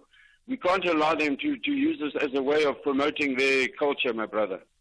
All right, I hear you, Patrick. You heard what I feel about that. Thank you for that input, though. That is Patrick in Pietermaritzburg. Let's hear from Hassan in Joburg, who also wants to weigh in on this issue. Good morning to you, Hassan. Morning. I should also say my brother, so we can all try to win favor. We're all brothers here. Yeah, my brothers and sisters. Go ahead. And I like this. Mao Zedong will be very proud of your flowers blooming there. Listen, I mean, I think that I don't know what people are defending on this issue of the renaming. If it's the United States, they've got to think twice, because the United States is the biggest trading partner with Vietnam, and the embassy is based in Ho Chi Minh City. You know, so clearly the United States big enough, they can take these things. And Ho Chi Minh City dealt them an incredible blow, you know, in terms of the wars. So it's no big deal, this particular thing for the United States. And when people talk about Leila Khalid as being one who hijacked a plane, there's no labeling that she killed people. Your news item here talks about BBC, where people were bombed in Lebanon, in Lebanon, and the bombings daily on the Gaza Strip. Clearly, who's doing the killing? Clearly, they don't misplace it. Leila Khalid's not accused of killing anybody. What she's accused of is celebrating a plane hijacking when no one was hurt. Yeah. But for me, Thulasizwe, the point I wanted to raise was earlier, which is more related to the work I do. The Roads Accident Fund raises a very, very important issue. Us who work with mining-affected communities, and I said it yesterday at the Benchmarks Foundation's conference, the annual conference that they held, I said some supermarkets are more democratic than the minerals law, the MPRDA, because redress measures there have to go, essentially, you'll need a lawyer to have proper redress. Yeah. You know, it is not simplified, it is not user-friendly, there's no just administrative action. All right. And really, this is exactly the point that I think they're trying to raise there. If you want to have equality, the law must be accessible, easy to do for ordinary citizens with basic literacy. I got you. Thank you for that. That's Hassan in Joburg weighing in on two matters, including the renaming of the proposed renaming of Sandton Drive to Leila Khalid Drive. Let's go to Idani, also in Joburg. Idani, good morning. You also want to weigh in on the same issue? Idani, good morning. All right, we seem to have lost Idani there for some reason. I can't hear Idani. We'll see if we can get Idani back. I think as I was moving on, I could hear his voice, unfortunately. Sorry for that, Idani. We'll try and get back to you. Let's take a call from Gabelo in Durban. Gabelo, you want to talk about Pule Mabe and stepping aside from the ANC NEC. Good morning. Morning, Tulas. How are you doing? I'm very well. How are you? I think the next thing we must change Cape Town to Robert to Mugabe Town because I think these people, they're suffering from self-entitlement. You want to start World War III now? No, Tulas, we are a sovereign country. These countries belong to South Africa. I see the road Weston Chin, this the first Prime Minister for British. He never been in South Africa, but all roads are all over the show. They never complain about it. So these people, they suffer. This is a serious disease, the self-entitlement and a self-denial that they need to be submitted to the higher intensive care. Pule Mabe, I hear that Nubi Zidalala, he says Pule Mabe has done a correct thing. But he forgot that his president was investigated for Phala. Not so long ago, the NPA in Limpopo, they say, you see, Tulas, where I differ. It goes on media, they say they are not going to prosecute Cyril, but they don't issue certificates. Now, the parties and everybody, they're waiting for certificates. These people, they're scared now to issue certificates. But why they did not ask Cyril to step aside?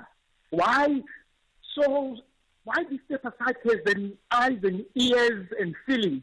When it comes to those people who are within the establishment, they are not be recommended to step aside. Instead, they're protecting them. So this step aside thing, it's a knife that is sharp on one side, then it's got sharp on one side. So the ANC is a dead horse. They must just close shop, close the free house, sell it to us, let us do some student residence there, because there's nothing there now.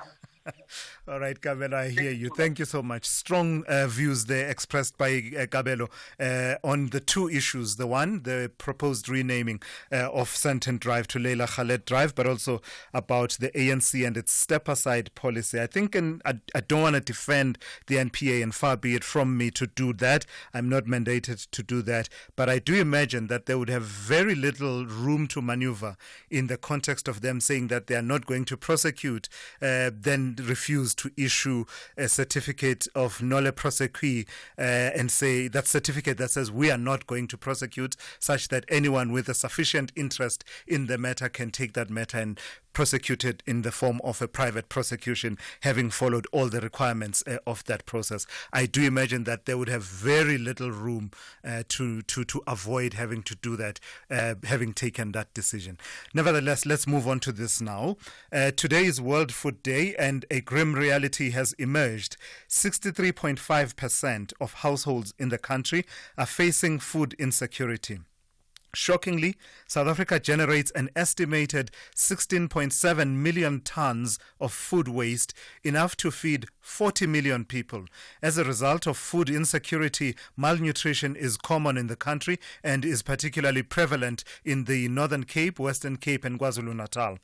For more on this conversation, let's bring in Kate Stubbs, who is the Director of Business Development and Marketing at Interwaste. Good morning to you, Kate. Thank you for your time. Why does food insecurity persist in South Africa, given the figures that I just cited? It would seem we have enough land and we also generate enough food to feed everyone. Good morning. Absolutely. It's crazy that we have so many people who are starving and also in facing food insecurity, when actually as a country we do produce enough food to feed everyone. But it's not only a South African problem, it's a global problem. We align with global statistics that 30% of all food produced goes to waste. It's quite a complex problem, and it's one that really requires across parts of the food value system, but really we need to individually and holistically together start managing our food and our food production systems differently in order to reduce the waste, which has significant economic, social and environmental impacts, but also to make sure that we are able to provide food for all our citizens. What would trying to manage the food value chain better, what would that entail? Given the shelf life, for example, of some foods that, once it's harvested, it has to be consumed within a particular time. There's no room to think about how do we, if it's not going to be consumed in this context, how do we then repurpose it and have it consumed while it's still good in a different context? Yeah, so I think there are different solutions for different parts of the value chain, but that's a great example where actually change is happening, and there are organizations already helping with the redistribution and the fast redistribution of food, for instance, that's reaching expiry date, that's still safe, that still can be used, and instead of going to waste or to landfill disposal, can be distributed to charities.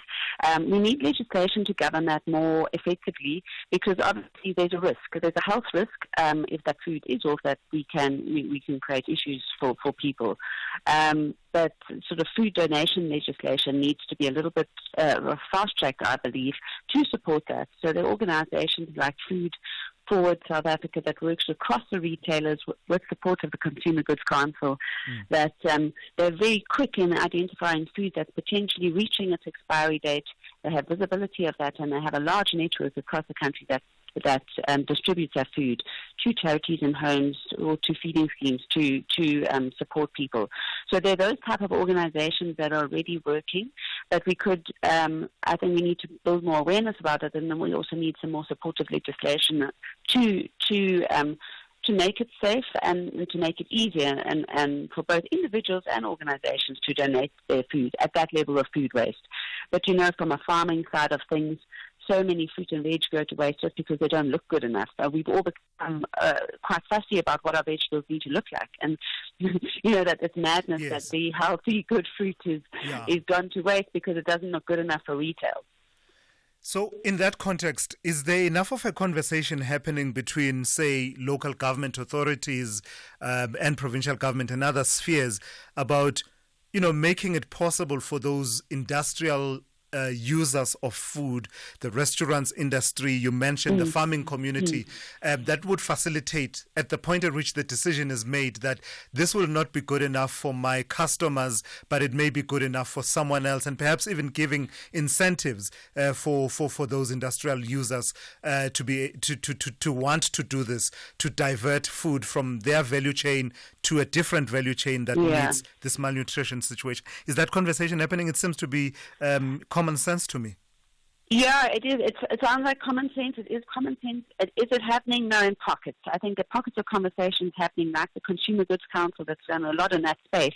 I think incentives, you mentioned incentives there, and that's quite a good one. Sometimes, we're good at always taxing or enforcing sort of compliance. We need compliance, but we also need incentives and networks in order to be able to facilitate those distribution systems. So I think a lot more can be done in that space. And also, legislation from our side, from a waste management side, is also helping to drive change. So, for instance, organic waste, which food waste plays a large portion of, will be banned from landfill disposal. We don't want organic waste in a landfill. Why? Because it creates methane gas and odors. And you can use it for other things. So, for number one, let's rather make sure that people are being fed, so that the food that we've used to grow and we put a lot of resources into growing it is actually consumed by people. But where it can't be, can we convert that to compost, which re-nourishes the soil, or into an energy source? A large amount of organic food waste we collecting for clients goes to sort of anaerobic digestion, which creates electricity. So there are other things that can be done, and by banning it from landfill disposal forces change and forces companies that are producing food waste to look at alternatives. And lastly, Kate, are we starting to feel the impact of climate change on food security in South Africa, and how wary should we be of it? We should be very wary, absolutely. I think we are feeling climate change, both from a food security perspective. We are seeing already, floods and droughts. Remember that our agricultural sector consumes 70% of our water. We are facing a water crisis across South Africa. Agriculture needs water. We need fresh water to live. So all round, and I see the cost of food rising. So all of that has a direct impact on us as citizens. So from across the board, we need to stop wasting our food waste, but also looking at our resources and protecting our water systems because we cannot live without those. So we're under pressure, and it requires all of us, both individually, in business and in government, to start changing the way we do things. All right, Kate, always important to highlight these issues. Thank you. That's Kate Stubbs, who is the Director of Business Development and Marketing at Interwaste, talking to us on World Food Day. So quite a bit there for us to think about. It may not be good enough for you, but it may be good enough. It may be the meal that someone actually needs. And if you can find a way to get it to a food bank or an NPO that is able to assist someone, perhaps today could be the day to start thinking about doing exactly that. At 8:30, let's check in with Ann Musa now with the latest news headlines. Good morning. Thanks to us. In the headlines, the chairperson of the Road Accident Fund RAF board, Lorraine Francois, says they found duplicate payments valued at more than R1 billion. The board and executives of RAF appeared before Parliament's Standing Committee on Public Accounts yesterday. The chairperson of Parliament's Standing Committee on Appropriations, Pule Mabe, says ordinary South Africans are paying the price for the state capture, which they did not perpetrate. He says they are dealing with high Eskom tariff increases. And the 21 learners from a secondary school near Bronkhorstspruit in Mpumalanga have been discharged from hospital following a case of suspected food poisoning. I'll have details on these and other stories at 9. SAFM, guiding you through the rush hour traffic.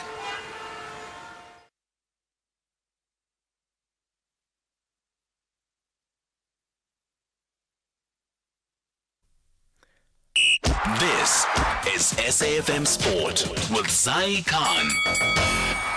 All right, we'll try and bring you your traffic in a moment. We'll see if we can reconnect with Rob Byrne. But someone who is here is Zai Khan. Zai, semi-final day today in the T20, and we've been hearing from the captain, Laura Wolford.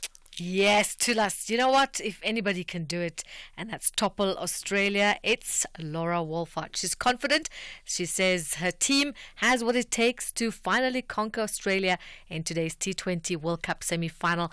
While Australia is heavily favoured, South Africa's only win against the Aussies came earlier this year, and that was on their home soil, giving the Proteas a glimmer of hope. Wolford acknowledges Australia's depth but emphasises the unpredictability of T20 cricket with new coaching energy and the team hitting their stride in the tournament. She's confident that a focused performance could turn the tide in our favour today at 4 p.m. Obviously a massive game for us. Obviously it brings back a little bit of deja vu just a year ago, having to face him in the final. I think a lot has happened since then though. Obviously we had the 2 wins against him earlier this year, so I think that just gives a bit of a positive energy in the camp, knowing that if we play our best cricket, they are beatable. So yeah, big evening for everyone. Tonight's just about doing what we can to get in the best space to be ready for tomorrow. On to rugby, where the South African Rugby Union is moving forward with plans for a major equity deal that could secure billions for the future of the sport. However, the vote on the deal, which was set to take place today, has been postponed at the request of Sports Minister Gayton McKenzie, who wants more time to review the details. The proposed deal involves creating a new company with the US-based Ackley Sports Group, which would handle SA Rugby's commercial interests in exchange for a 20% share. While some provincial unions are against the move, SA Rugby remains committed to transparency and delivering a sustainable future for rugby in South Africa. Olympic news. While Paris 2024 came to an end just 2 months ago, already questions are being asked about whether the positive effects of holding the Games outweigh the negatives. New figures reveal that Paris, which spent $9.7 billion, failed to attract as many tourists as expected. Only 13% of spectators were non-French, while Paris hotels had to slash prices by 40% 2 days before the opening ceremony to lure visitors in. Broadcast revenue, usually the bedrock of a successful Games, was not as high as expected, and questions were being asked about the Olympics fatigue, especially for the younger generation. But Paris 2024 has received many accolades, including the Major Events International Award for the Best Sporting Event of 2024 in Manchester, and this was accepted by the Games Director of Impact and Legacy, Marie Bessak. And tennis news, the 5th seed Daria Kasatkina of Russia came back from a set down for a 1-6, 6-3, 6-2 win over the Czech Katerina Siniakova to reach the quarterfinals of the Ningbo Open in China. And finally, Serena Williams says that she had a benign cyst the size of a small grapefruit removed from her neck.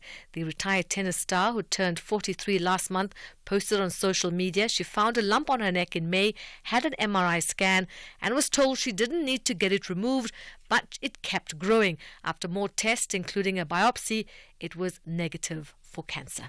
That's a wrap of your sport on the Morning Brief. We'll bring you more sport on SFM around 12:30 with John Gericke. I'm Zai Khan.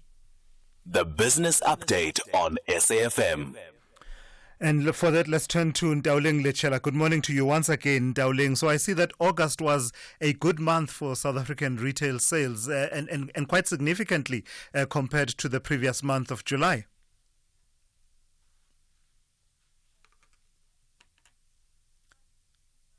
All right, we do seem to have a bit of a challenge with the line to Ndauling. We will try and reconnect with her and bring that update to you. But let's turn to traffic now. I believe we have Rob Byrne now.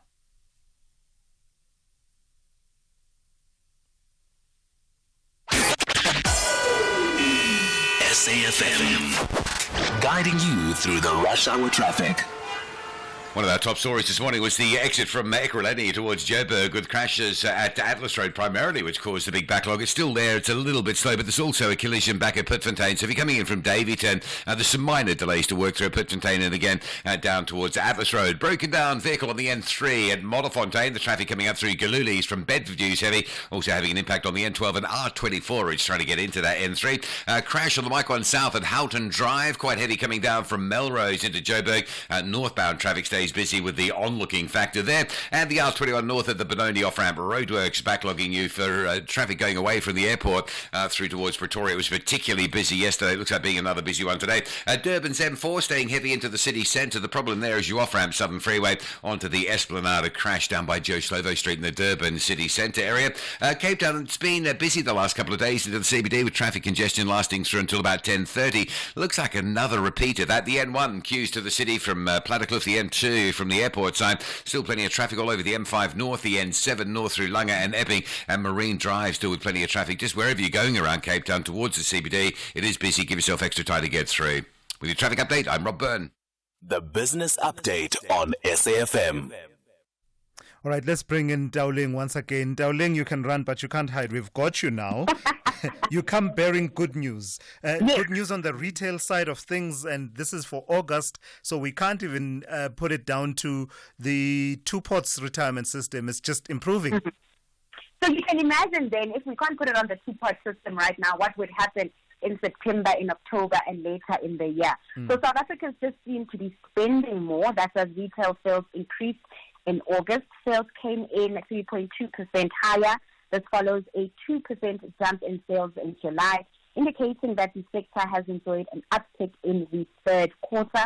All but one of the 7 categories recorded an increase in annual volume. The general dealer category was largely responsible for the expansion, up 4.6% year-on-year, contributing 2.1 percentage points to the headline number, supported by food and beverages, which grew by 5.4%, adding 0.4 percentage points as well. Now, this is the 6th consecutive month of gains in retail sales. That is showing that the consumer environment improved in the second half of the year, aided by declining fuel costs, uninterrupted energy supply since March, and recovering consumer sentiment. It's also evident in the latest consumer confidence index, strengthening in the third quarter, hitting levels last seen in 2019.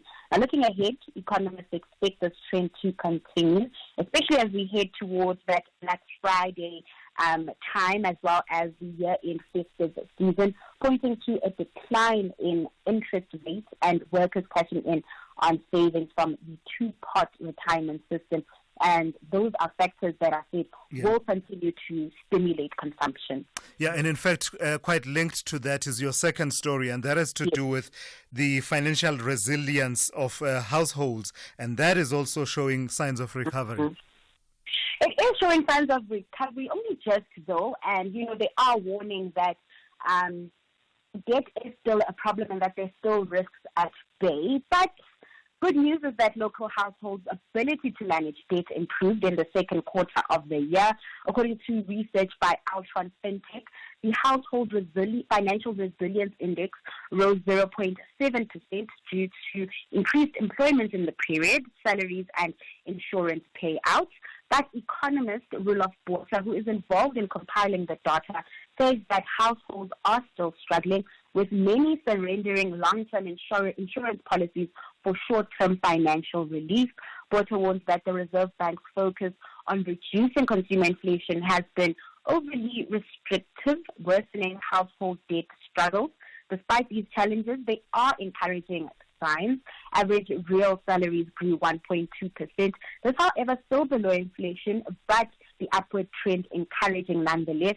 Additionally, we've seen the two-part savings system injecting billions of rands into the economy. So there are hopes that consumers' ability to handle debt will improve. Botha also hopes for another interest rate cut in November, which would then further boost household finances. The Altron FinTech Household Financial Resilience Index measures household financial stability using 20 indicators. The second quarter score of 110.7 points shows households are 11% more resilient than 10 years ago, but also cautions that this progress is fragile and dependent on continued economic growth. All right, there's a distinct sense then, Dowling, that the signs are looking up and we may have all, most if not all, the ingredients for starting on a growth trajectory already in the kitchen. Let's get cooking. Before the opening of the JSE, could you give us a preview of the kind of day we can expect here at home but also abroad? So the JSE poised to start the day in the green following its global peers. Traders will be waking up to updates from minor DRD gold and paper and packaging company Mondi. In the currency scene, the rand still on a losing streak, nearing the 17.70 mark to the dollar from about 17.64 about an hour ago. Moving over stateside, futures in the red ahead of the U.S. retail sales print that's out later today. Traders are also eyeing the European Central Bank's next policy move. President Christine Lagarde will be delivering that move later this afternoon. And then in Asia, markets on track to end the day on a mixed note. Investors sifting through those earnings reports we got overnight, as well as new measures to boost China's property market. All right, thank you for that. Have a great day. That's Ntawuleng Lechela. She's been updating you on the state of the economy here at home and around the world, but also on business and the markets throughout the morning here on The Morning Brief. Night Talk with Oliver Dixon. You and I have a country to build, difficult conversations to have, solutions to find, and stories to tell. Join me, Oliver Dixon, on Night Talk every Monday to Thursday from 10 p.m. to midnight. Breast Cancer Awareness Month. A few valuable tips for reducing your breast cancer risk. Do monthly breast self-examinations. Go for regular screening. Do your yearly mammogram.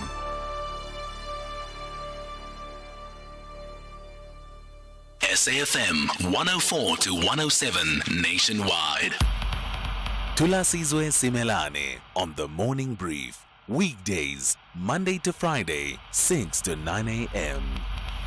16 minutes to 9 here on The Morning Brief. If you were listening earlier on, you will have heard the conversation we had with the CEO of the Road Accident Fund, that's Collins Letswalo, and just what he was lamenting about the system as a whole, saying that it tends to serve those who are rich and well off and can afford lawyers to help them with the claims versus those who are poorer and cannot afford that. But also talking about the state of the finances of the Road Accident Fund. Let's bring into the conversation now Songezo Zibi, who is chairperson of Parliament's Standing Committee on Public Accounts in the National Assembly. Good morning to you, Songezo. Thank you for your time this morning. So let's start with the finances of the Road Accident Fund. Having heard from the RAF as scoper, what are some of your key takeouts about the financial performance of the Road Accident Fund? Good morning, Thulasizwe, and thank you very much for having me. The situation with the finances has fundamentally to do with the funding model. So the Road Accident Fund is funded with fuel levies, and the manner in which the claims are conceived and paid out. So there is a legislative and policy issue. It's not fundamentally about poor management of finances, right? In other words, when somebody gets paid out, an estimation is made of the cost that arises from that accident, and that's why you get those big payouts, right? The levy itself, the revenue of the Road Accident Fund, does not change annually. So if the number of accidents and the extent of the injuries and so on increases and the number of claims increases and so on, the revenue never changes, which means you have this, it's hopelessly insolvent on the time, right? So there is that state of affairs. And I think it's important for me to say, because it would be remiss of me not to say this. The Deputy Minister of Transport, Pule Mabe, was there. He made very clear to the committee that he and Minister Barbara Creasy take this problem seriously. In fact, a proposal has been taken to Cabinet, and that proposal is fundamentally about transforming how the road accident fund currently works so that it is more sustainable. So it sounds to me, Songezo, that we could be in for an overhaul of the road accident fund system. Would I be correct in expecting that, and perhaps would that also address the issues that Collins Letswalo is addressing that have to do with the need for a lawyer to facilitate that process of access to claims to the RAF? I have to say, yes. So we informed yesterday as a committee that changes are imminent, and I think a change in the model is unavoidable. It must be done, otherwise it's never going to be sustainable, right? So that's important. But there is another side to this, because there is the way these kind of claims are conceived. The other is medical legal claims that we have discussed. Again, the payout is made up front, so you find that the health departments right across the country, particularly the Eastern Cape and Gauteng, have these huge medical claims that must be paid up front, not over time, usually not including assistance that the state can provide in the normal course. They use medical aid rates and that kind of thing. So there is reform, Thulasizwe, that's needed across a number of areas, because when you make these changes, you also reduce the backlog that you have in the courts. So that's important. But there are two sides to finances, Thulasizwe. So that's one aspect of the finances. The other aspect of the finances, which we raised with the Road Accident Fund, is that notwithstanding the funding gap that there is, the Road Accident Fund has also accumulated about 702 million in interest from a call account. Mm-hmm. Now, if you don't have enough funding, you've got lots of claims, you've got default judgments, you've got a long queue of claims. You have to keep a lot of money in the bank for you to earn 702 million rand in interest. Mm. And that's a question that the Road Accident Fund needs to come back to us with, because the question is, how many claims have you not paid within the stipulated 180 days? How many default judgments do you have? Because we have to look at things like that as a committee. You can't sit with a cash pile when you're complaining about not getting enough money and we have default judgments and so on the other side. Yeah, it just makes sense what you just said. It makes sense, particularly that issue of the interest and the amount that accumulates that kind of interest in the context of a funding gap. There was something else that Collins Letswalo raised, Songezo, that has to do with how the accounting standard that the Road Accident Fund has to comply with. He says they are more of a social benefit entity, but the accounting standard they are being held to is one of an insurance entity, with the result that they've found themselves with adverse audit outcomes for the last few financial years, hence their litigation against the Auditor General. There is a technical argument to made about that, but I have to be very strident on this as chairperson of SCOPA. The Road Accident Fund is being a non-compliant, with guidance from the Treasury, with guidance from the Accounting Standards Board, and they admitted as such. And what they are doing is the equivalent of somebody launching a legal challenge against some other standard and deciding not to comply with it in the meantime. Yeah. It's wrong. Deputy Minister Pule Mabe and Minister Barbara Creasy have indicated that they do not support this action. In fact, Minister Fikile Mbalula had instructed the Road Accident Fund not to do this, and they persisted with it. The Minister of Transport is a respondent in the case, where an agency of the same department is litigating their own minister. We can't have a situation where the government itself is not able to modulate or regulate the behavior of its own entities. I don't think South Africans should countenance that kind of thing, and in that respect, notwithstanding the technical argument on the table, and some of the MPs said, comply in the meantime while you are taking the case to court, even though it's undesirable, right? But comply in the meantime. And what we have is an entity that is simply refusing to play by the rules, while the rest of the government estate must play by the rules. That is not right, and we must not tolerate it in South Africa. All right, that's a good point for us to leave it. Thank you for that. That's Songezo Zibi. He's chairperson of the Standing Committee on Public Accounts in the National Assembly. SAFM, guiding you through the rush hour traffic.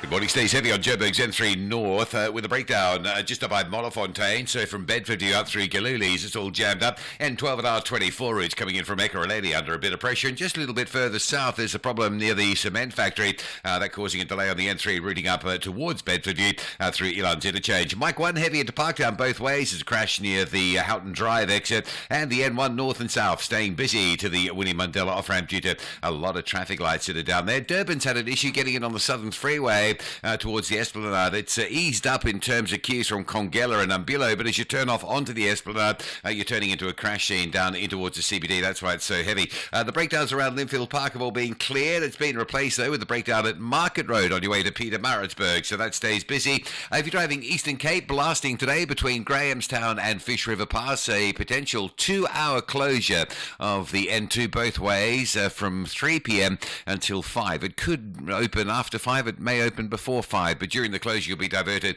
and routed along the R72. In Cape Town, we've had a busy Tuesday and Wednesday. Looks to be a busy Thursday as well, with traffic still queuing. N1 inbound from Plattekloof, N2 from Robert Sobukwe just after the airport, M5 from Kenilworth, M3 through Newlands is busy, and Marine Drive still queuing at Loxton Road at Woodbridge Island. That'll stay busy until probably about 1 or 2 o'clock this afternoon. With your traffic update, I'm Rob Byrne.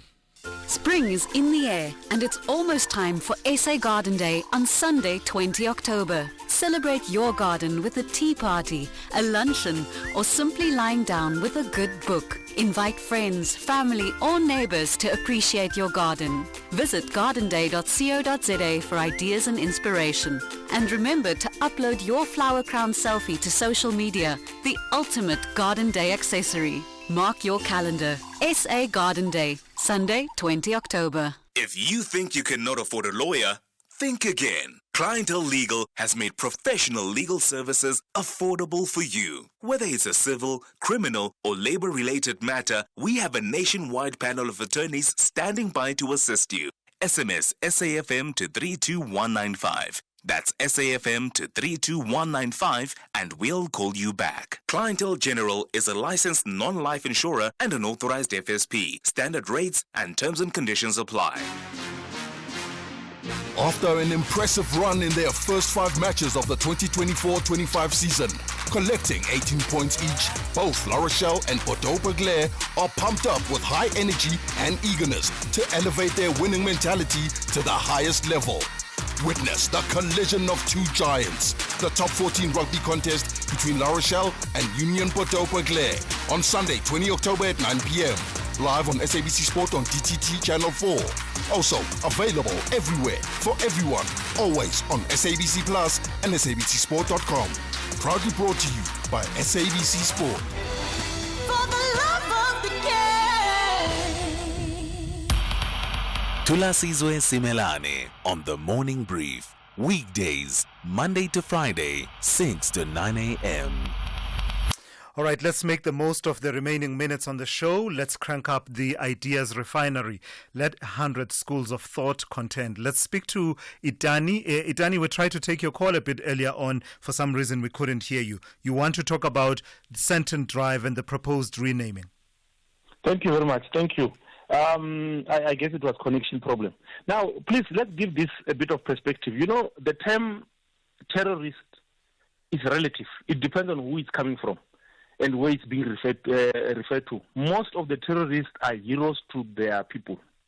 We heard Mandela was a terrorist. Up until now, there are countries that probably still refer to him, have got him as a terrorist in their lists.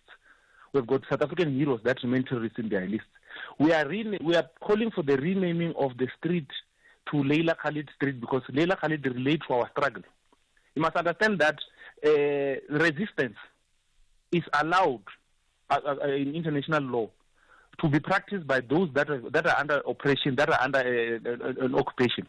The act of Leila Khalid, when you talk about the hijacking of planes, today we're talking about the Palestinian cause because of her action. It is her action that made the world to talk about the Palestinian suffering. So now, when we talk about terrorism, the very same time when we talk about relativity, the Israelis, before 1947, they had terrorist gangs that were terrorizing not only Palestinians, they bombed and killed a British diplomat in Jerusalem. They bombed in King David Hotel. They bombed and killed British soldiers. But because the British considered them friends, they didn't call them terrorists. Yeah. You understand? Yeah. But the rest of the world, we refer to them as terrorists. So as a country, allow us to practice what we have been doing for years, honoring those that are in support of our causes. All right, Thank let's you. leave it there. That's Itan in Joburg there weighing in, particularly that whole debate of one person's terrorist is another person's liberator. Let's speak to Sabelo, who is in Kwakwa. Good morning to you, Sabelo. You want to talk to me about the issue of Pule Mabe and stepping aside from ANC, NEC activities? Yes, good morning, Thulasizwe. One, the issue of step aside is the seriousness and the ANC that is settling the ANC, and I think Pule Mabe has shown a very example by stepping aside, deciding to, and I think the same example must be done by the Premier of Free State under these allegations that are damning, and also the Mayor of Maluta Pufung local municipality. There's a court, there's a judgment, there's a public protector report that speaks to issues of fraudulent documents, it speaks to corruption, maladministration, and all those things. So those people must not be pushed, but they must follow the likes of Pule Mabe, because this is an adopted policy of the ANC that must be implemented. But hang on, Sabelo, should they not wait until they are charged? Pule Mabe took the decision after he was charged and appeared in court. Should they also not get that benefit? You know, it saves time, it saves resources to step aside voluntarily, because honestly, an issue of such allegations is on the public domain, automatically people, even when they address, you are not listening to them, you are focusing on the matter that is being put before them. So I think personally, because there's more evidence that has been put in the public domain, so why should it even go through these processes and all those things? Because the step aside speaks to allegations that are damning to the organization. So such things must be taken serious. So the Mayor of Municipal and also the Premier must do the same. All right, thank you for that, Sabelo in Kwakwa, weighing in on the ANC's step-aside policy. Very quickly, let me take a call from Tabiso in KwaZulu-Natal. Tabiso, you want to talk about schools in the province. Good morning. Yeah, good morning, Tulas. I can see that you are quite pressed on time. I would like to ventilate my points properly. Can we do this tomorrow? Then I'll call back. I absolutely agree. That's perfectly fine. I'm happy. Thank you for considering me. Very considerate there. We'll talk to you tomorrow. That's Tabiso in KZN, preferring to leave the issue to tomorrow. A quick voice note before I go. I want to hear this one. It's about Busisiwe Mkhwebane. Good morning, Tulas and SAFM listeners. I just want to comment about the former public protector, Busisiwe Mkhwebane. I think she just needs a very good rest. For me, it's like from day one when she entered that office of being a public protector, people took advantage of her because she was like being directed to find their political battles. I wish her well. She just need time to rest and be herself. Thank you. Bye. All right, let's leave it on that note. I don't know about her being taken advantage of. I mean, she is a senior legal practitioner and advocate of, you don't get to that position without having gone through that whole process. I think the decisions she took, she felt were decisions that she could defend. But I hear what you are saying, and I take the point that you make about her needing to go get some rest after all those political battles. And that's how we come to the end of today's edition of the Morning Brief. Thank you for staying with us, and thanks to the team that put it all together. The Talking Point is up next here on SAFM after the news. Essential cover from Outsurance pays out claims in cash, allowing you to choose your own panel beater. SMS CAR to 43187 now.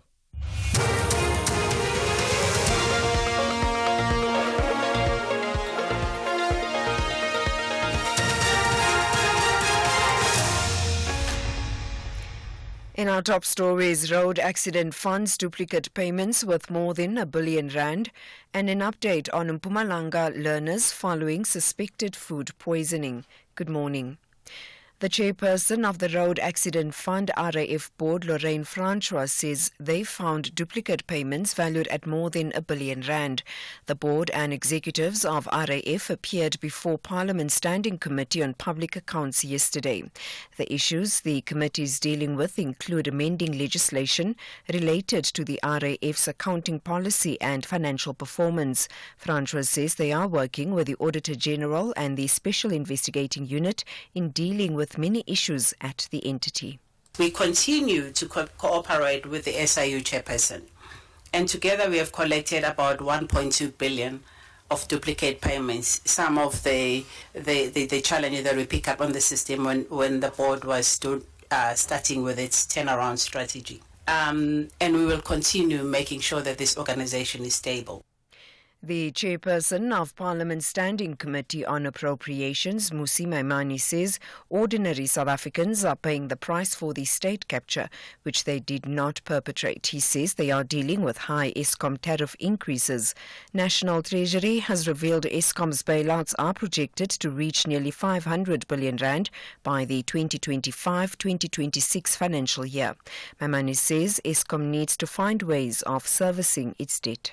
Part of the reason why Eskom is increasing tariffs and in many ways allowing more of an increase in the number of bailout it needs is inherently because it has a mounting debt that it needs to service. And therefore, in many ways, what we need to do is in the introduction of IPPs, the splitting of Eskom into 3 separate companies, the selling off, which is part of the conditions of the bailouts, the selling off of the Eskom housing company, and ensuring that you've got a leadership there that is left to be able to keep the lights on and ensure that that entity trades better is the pathway for Eskom. The 21 learners from the Mahagi Secondary School near Bronkhorstspruit in Mpumalanga have been discharged from hospital following a case of suspected food poisoning. The learners ate acha bought from a vendor outside the school premises. The Provincial Education Department spokesperson Gerald Sambo says they will dispatch healthcare practitioners to the school today to monitor the children. He says they are waiting for results of tests from the health department to establish whether or not the food contained poison.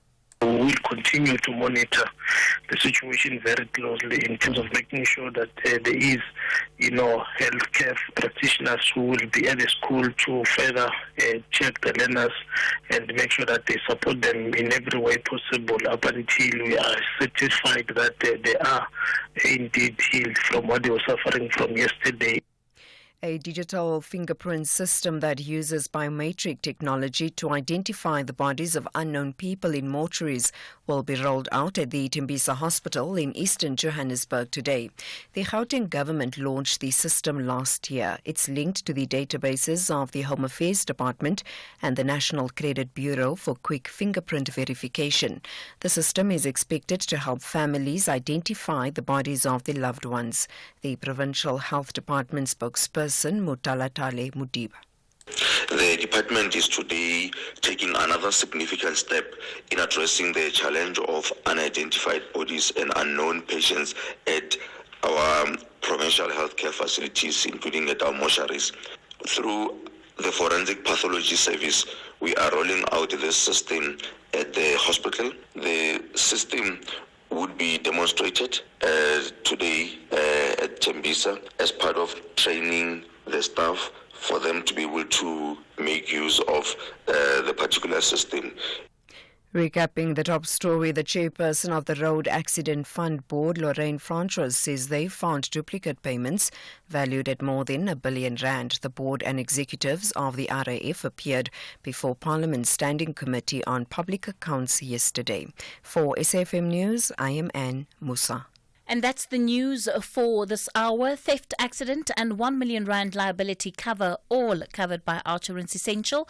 Get a quote today. SMS card to 43187. SAFM 104 to 107 nationwide, leading the conversation. Insurance Essential is unlike any other car insurance product. It's specifically designed and priced for older cars with the essentials you need. Get up to R1 million liability cover. That means if you cause an accident, the other car could be covered for up to R1 million. And claims are paid out in cash so you can go to your own panel beater.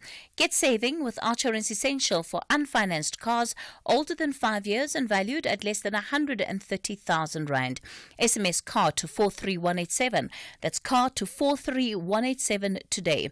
Insurance is a licensed insurer and FSP, T's and C's, and information online. Bridget Masinga on SAFM. I mean, we've just come out of conversations centered around mental health awareness in the workplace. A very important conversation, I think, to continue having, because whenever we sort of position mental health conversations, it's always more on the interpersonal, and we never really touch on the professional implications of such. So it's very important to remember that not only do we have an ethical responsibility of leadership, we also do have legal obligations when it comes to protecting our team members. We've got a specific responsibility to create a safe working environment for our employees. Heidi Duvenaghi, who is the Managing Director of AdCorp Professional Services. The Full Circle with Bridget Masinga, Monday to Friday, 1 to 3 p.m. Breast Cancer Awareness Month. Myths versus facts. I'm too young to get breast cancer. Many women under age 40 are diagnosed with breast cancer. Men can't get breast cancer. 1 in 922 men have a lifetime risk of breast cancer. I have never had children and can therefore not get breast cancer. Women who haven't had children or only had them after 30 have an increased risk of breast cancer. Breast Cancer Awareness Month on SAFM.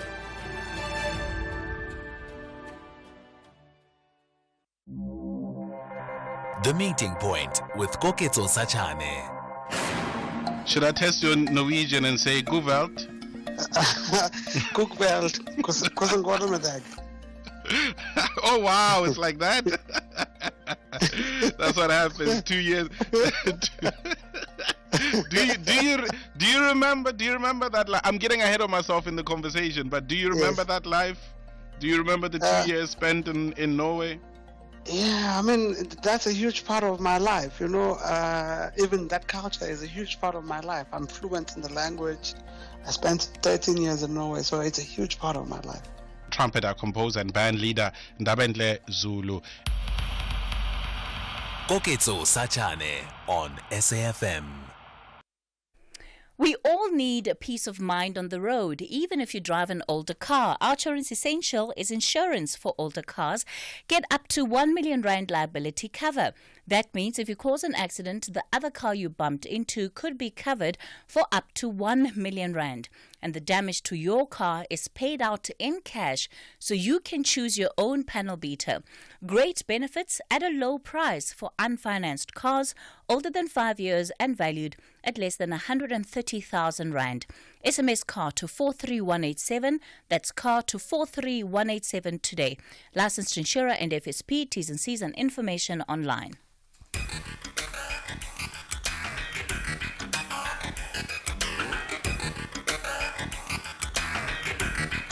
The Talking Point with Kathy Motlatlana. Weekdays, 9 a.m. till midday.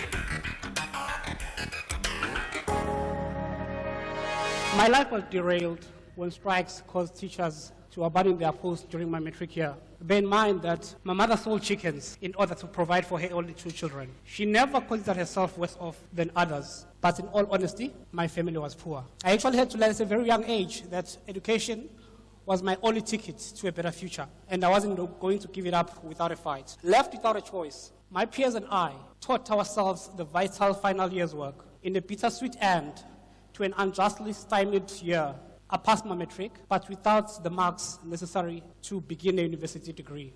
That was the most painful year of my life. But I remained determined to find an alternate avenue to tertiary education. I applied for a science foundation program at a South African university, passed their interest test, and secured sponsorship in the process. Over a decade later, I found myself studying towards a PhD in engineering under Space Geodesy. I was actually part of the very first African team to develop a system that was set to measure the growing distance between Earth and Moon by using lasers. As a man who was once confined to the perimeter of a chicken coop, now handled tools that allowed my eyes to glide over the galaxies. Today, I can proudly say that I am actually one of thousands of PhD graduates that South Africa set to produce per year. In 2009, our national government had set to produce 12,000 PhD graduates per year. South Africa is currently the only African country among the world countries that produce the most PhDs per year. And that leaves us to ask many questions. Are our youngsters prepared from their primary, secondary, and tertiary schooling to become PhDs? Will those youngsters be taught that it is not really their education, your A4 certificates and posing with in your graduation gown, #graduation things, that is their key to education or success, but rather it is their acquired knowledge through education and obtaining the right set of skills that promises them a better future. Dr. Siphumelele Ndlovu, founder and acting managing director at Ideological Pty Ltd. And often when we look at some of the things that happen in our society, we're never really fully mindful of the implications of it. You heard there, his life derailed by an ongoing protest in the education sector, and it just made what was already a difficult life that much harder, and he had to push that much more just to be able to be where he is today. You're listening to The Talking Point. Welcome to the show. I'm Kathy Mutlahlana. It's a pleasure to be in your company as always this morning as we lead the conversation 13 after 9 o'clock. Welcome to the show. Coming up on the show, we are going to be starting things off with the open line. I'm looking forward to hearing your views on the National Roundtable. I'll be taking your calls on 086 000 2032, on the WhatsApp voice note line 0614 104 107. Did you listen to the morning brief just after 7 o'clock? Did you hear that debate around the renaming of Sandton Drive to Leila Khaled Drive? It has sparked quite a fiery conversation, and of course the public participation process has drawn over 70,000 letters that have been submitted, all of them weighing in on the process. It has seen what is the largest public engagement for a name change in Johannesburg's history. Can you believe it, right? Out of all that, not even renaming William Nicol to Winnie Mandela Drive got as much attention as renaming Sandton Drive to Leila Khaled Drive. At least the proposal has received. In a moment, I want us to reflect on the debate that took place on the morning brief with my colleague Thulasizwe Simelane. I think this is a great conversation to have. Of course, you're more than welcome to raise any other matters on the national agenda. Coming up on Municipal Watch, the second hour of the show, we're going to be looking at the KwaDukuza local municipality. Some drama there where a local mayor has been recalled by the ANC. However, she's reportedly refusing to leave her post. She says, that She doesn't see why she has to go. Her party now is planning on removing her through a motion of no confidence, but will also then be seeking to understand what the state of affairs is when it comes to service delivery in the KwaDukuza local municipality. And then the final hour of the show, defense ministers from across the continent have gathered in Addis Ababa this week, and it's for the Continental Conference on Defense. And basically talking about having a united peace agenda and building strong security for the continent. We, of course, are represented as well. The Deputy Minister, Bantu Holomisa, is there on our behalf. Nixon Katembo will be joining us for that conversation. We'll be unpacking not only questions around safety and security on the continent, but also what then becomes the responsibilities of these individual countries to also ensure that whatever is happening within states fosters greater stability, right? The violence is not coming out of nowhere.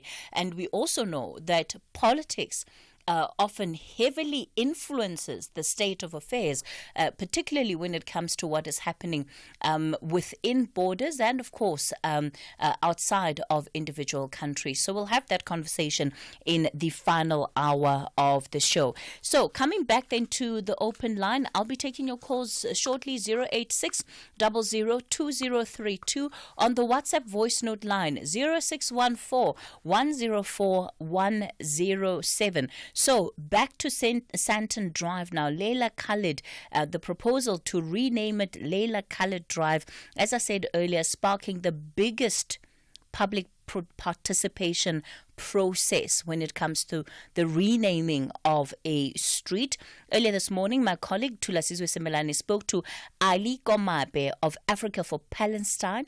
This is on the criticism that this name proposal has received, and he also had on the show Martin Williams of the Democratic Alliance, and this is Martin, who is the local ward councillor for the DA in that particular part of the city, and he of course has raised concerns about this name change. And the argument that they're making is that it makes a mockery of public participation processes. We'll play both those views and then come back with your calls.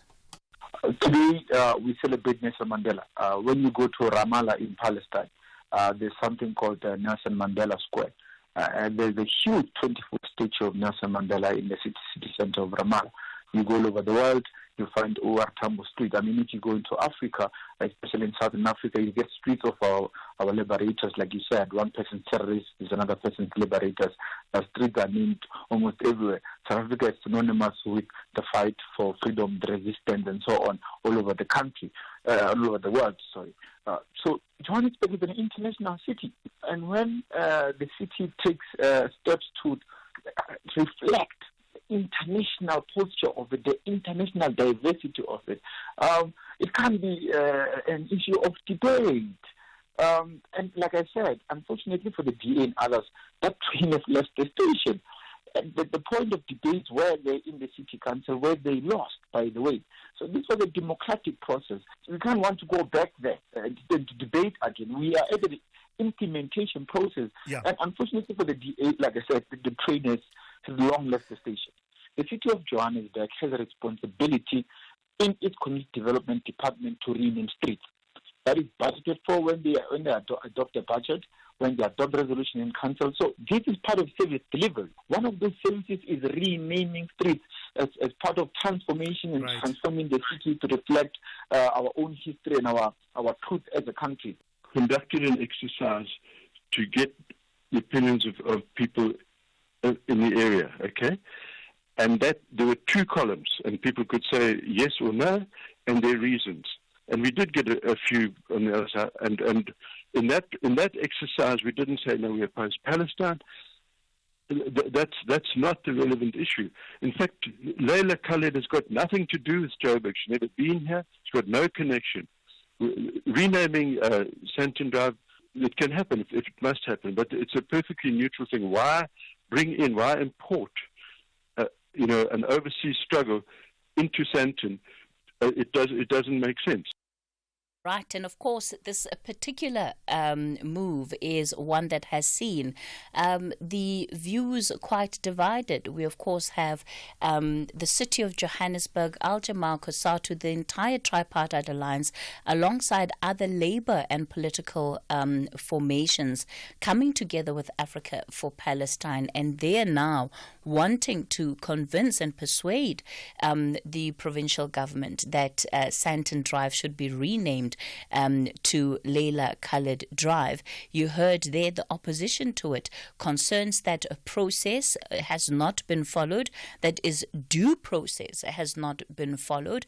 But then, of course, there's also the debate, the broader debate around this, South Africa continuing to show its solidarity with the Palestinian struggle. And we know that politically, this is also something that has drawn divided views. You have parties such as the DA, the Patriotic Alliance, and others that have also shown and pledged solidarity, or that seem to lean towards supporting more, or affiliating rather more, their responses and actions with Israel. And so this particular move is seen in the context of that debate.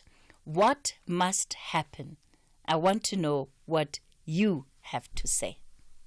Are you blowing your paycheck on car insurance every month? Monica, 39 from Three Rivers, pays just 1,515 Rand a month for her 2018 BMW 320i. None of the insurance companies has come near to the price I'm paying. I am happy at Outsurance. I'm going nowhere. SMS out to 30754 now for a quick quote that could save you hundreds every month. You'll also find out about included benefits like panic assistance and help it out 24-hour roadside assistance. Yusuf, 45 from Tegadal, pays just 700 Rand a month for his 2021 VW Polo. Helped it out, took the family up to go and see the snow, and I got stuck. The service was quick, even though it was in a very remote area. Absolutely phenomenal service from Outsurance. SMS out to 30754 now. That's out to 30754. Outsurance is a licensed insurer and FSP. T's, C's, and limits apply. Premiums are risk profile dependent and reviewed annually. Client comments do not constitute financial advice. Fizzy drinks and fruit juices are making our kids sick. Sugar is dumped into their bodies with every sip, leading to obesity, heart disease, and diabetes as they get older. We need to protect our kids from all sugary drinks. Demand a stronger health promotion levy now. Sign the petition on healer.org. That's HEALA.org. My name is Bonolo Motuba. I'm 17. My school was far from home and my parents were spending large amounts on transport. That's why they moved me to UCT Online High School, and it's been amazing. With savings on transport and uniforms, I was able to get ahead and stay ahead. Visit uctonlinehighschool.com to learn more. Applications close 29 November 2024. Kathy Motlatlana on SAFM. Call us on 086 000 2032. Good morning, Katie. This is Tamik Bega from Freyhead in KZN. Well, the exit of Busisiwe Mkhwebane is not surprising. No one is gonna last there at the EFF Stockville because EFF is no different to Inkatha, UDM Corp. It's a one-man show.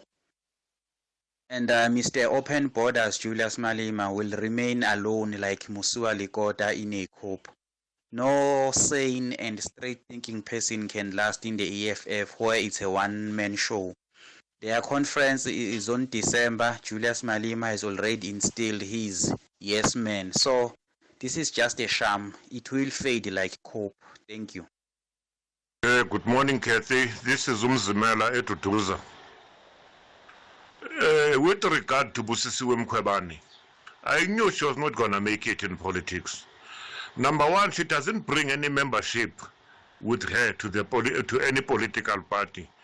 Number two, Zuma and Malema were only using her because she was in office with regard to their cases and try to spin things around. Unfortunately, she failed dismally in courts. So they are done using her. I mean, like Zuma uses people, and when he's done with you, he's done with you. It's just like Kalni House. Carney House also doesn't bring any membership. That is why he doesn't even care about him, because he would have long recruited him to go and join this party of his. But because they're both, he's done with using them. Yeah, look, I'm not entirely convinced by the argument that says Busisiwe Mkhwebane was being used as if she is sitting in a corner as a victim and having no agency. I think that there were decisions that were made by her and the people that she was agreeing to either be, in stand in solidarity with, and those were for particular interests, right? And those interests have changed, and maybe that's why we're seeing the change of heart from her about being part of the EFF. But I certainly, I don't believe that things were happening to her and she didn't have any control or any say. I think she was very, very aware of the decisions that she was making, and now she's making different decisions for reasons that are known to her. Nigel, you're in Durban. Good morning, Nigel. Good morning, Kathy. Thanks so much for taking my call.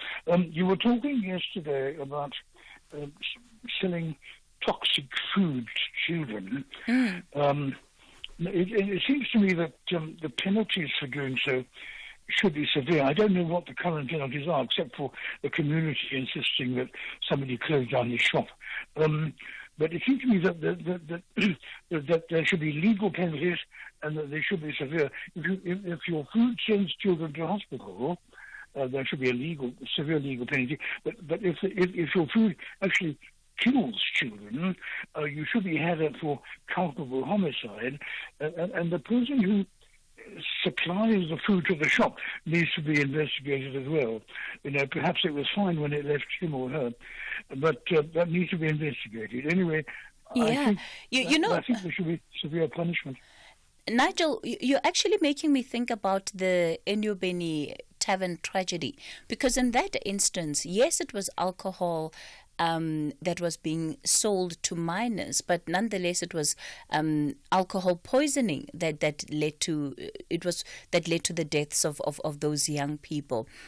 In that instance, we saw the owners of the tavern being arrested, standing trial and being convicted over that matter. But if you think about Naledi last week, where 6 young people died from food poisoning, nobody has been arrested. Yes, it's not alcohol, but I think I support the point that you're making, that surely the protection around lives should be there, and it can't be that people have died and there's absolutely nobody who has to answer for it or who is held accountable for it. Exactly. So you're saying that there is currently apparently no legal penalty for making children suffer in that way. Look, there might be a legal penalty, but I'm just saying that in the instance of what we saw in Naledi last week, nobody was arrested for that. So as things stand, there is no criminal case in that particular area or for that particular matter. And so I support what you're saying about harsher measures being taken up against those that sell toxic food.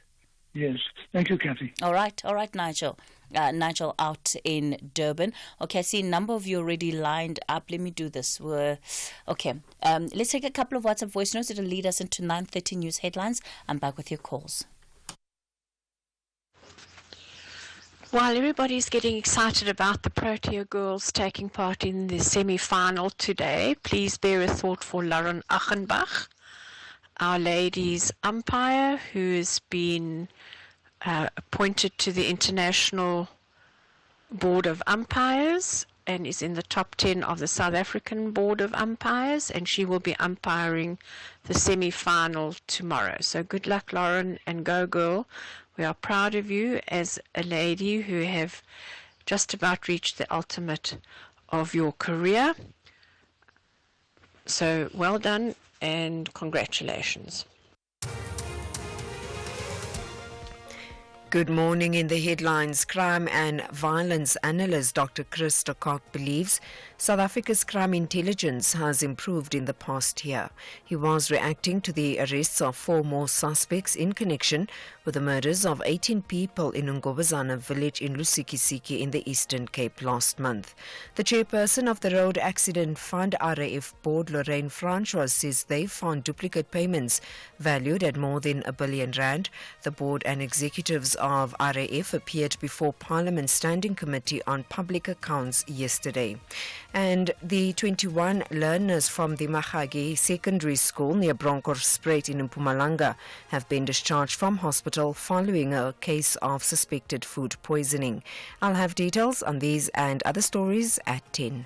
Hi, I'm Andrew, and I was recently diagnosed with myelodysplastic syndrome. Patients like myself go through a long and strenuous journey to get a stem cell transplant. I am grateful for the support I've received as I wait for the call that my donor has been found. This Sunflower Month, be a lifeline to patients like myself by registering to become a stem cell donor. You can save a life by registering at dkmsafrica.org.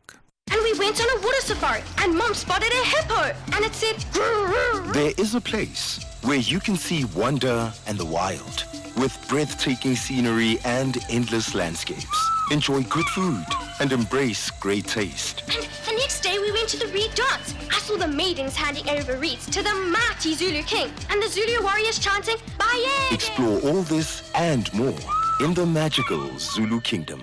This message is brought to you by KZN Tourism and Film Authority. The cost of living crisis is real. Here's what one OUTsurance client did about it. I'm Amy. I'm 26 from Kenilworth. When I got my 2022 Ford EcoSport, the immediate thought was to buy an OUTsurance, and I pay only 819 Rand per month. No insurers were able to beat or match the premium that I'm currently paying. Want a car insurance premium that will blow your mind? SMS out to 30754 now. That's out to 30754. OUTsurance is a licensed insurer and FSP. T's and C's online.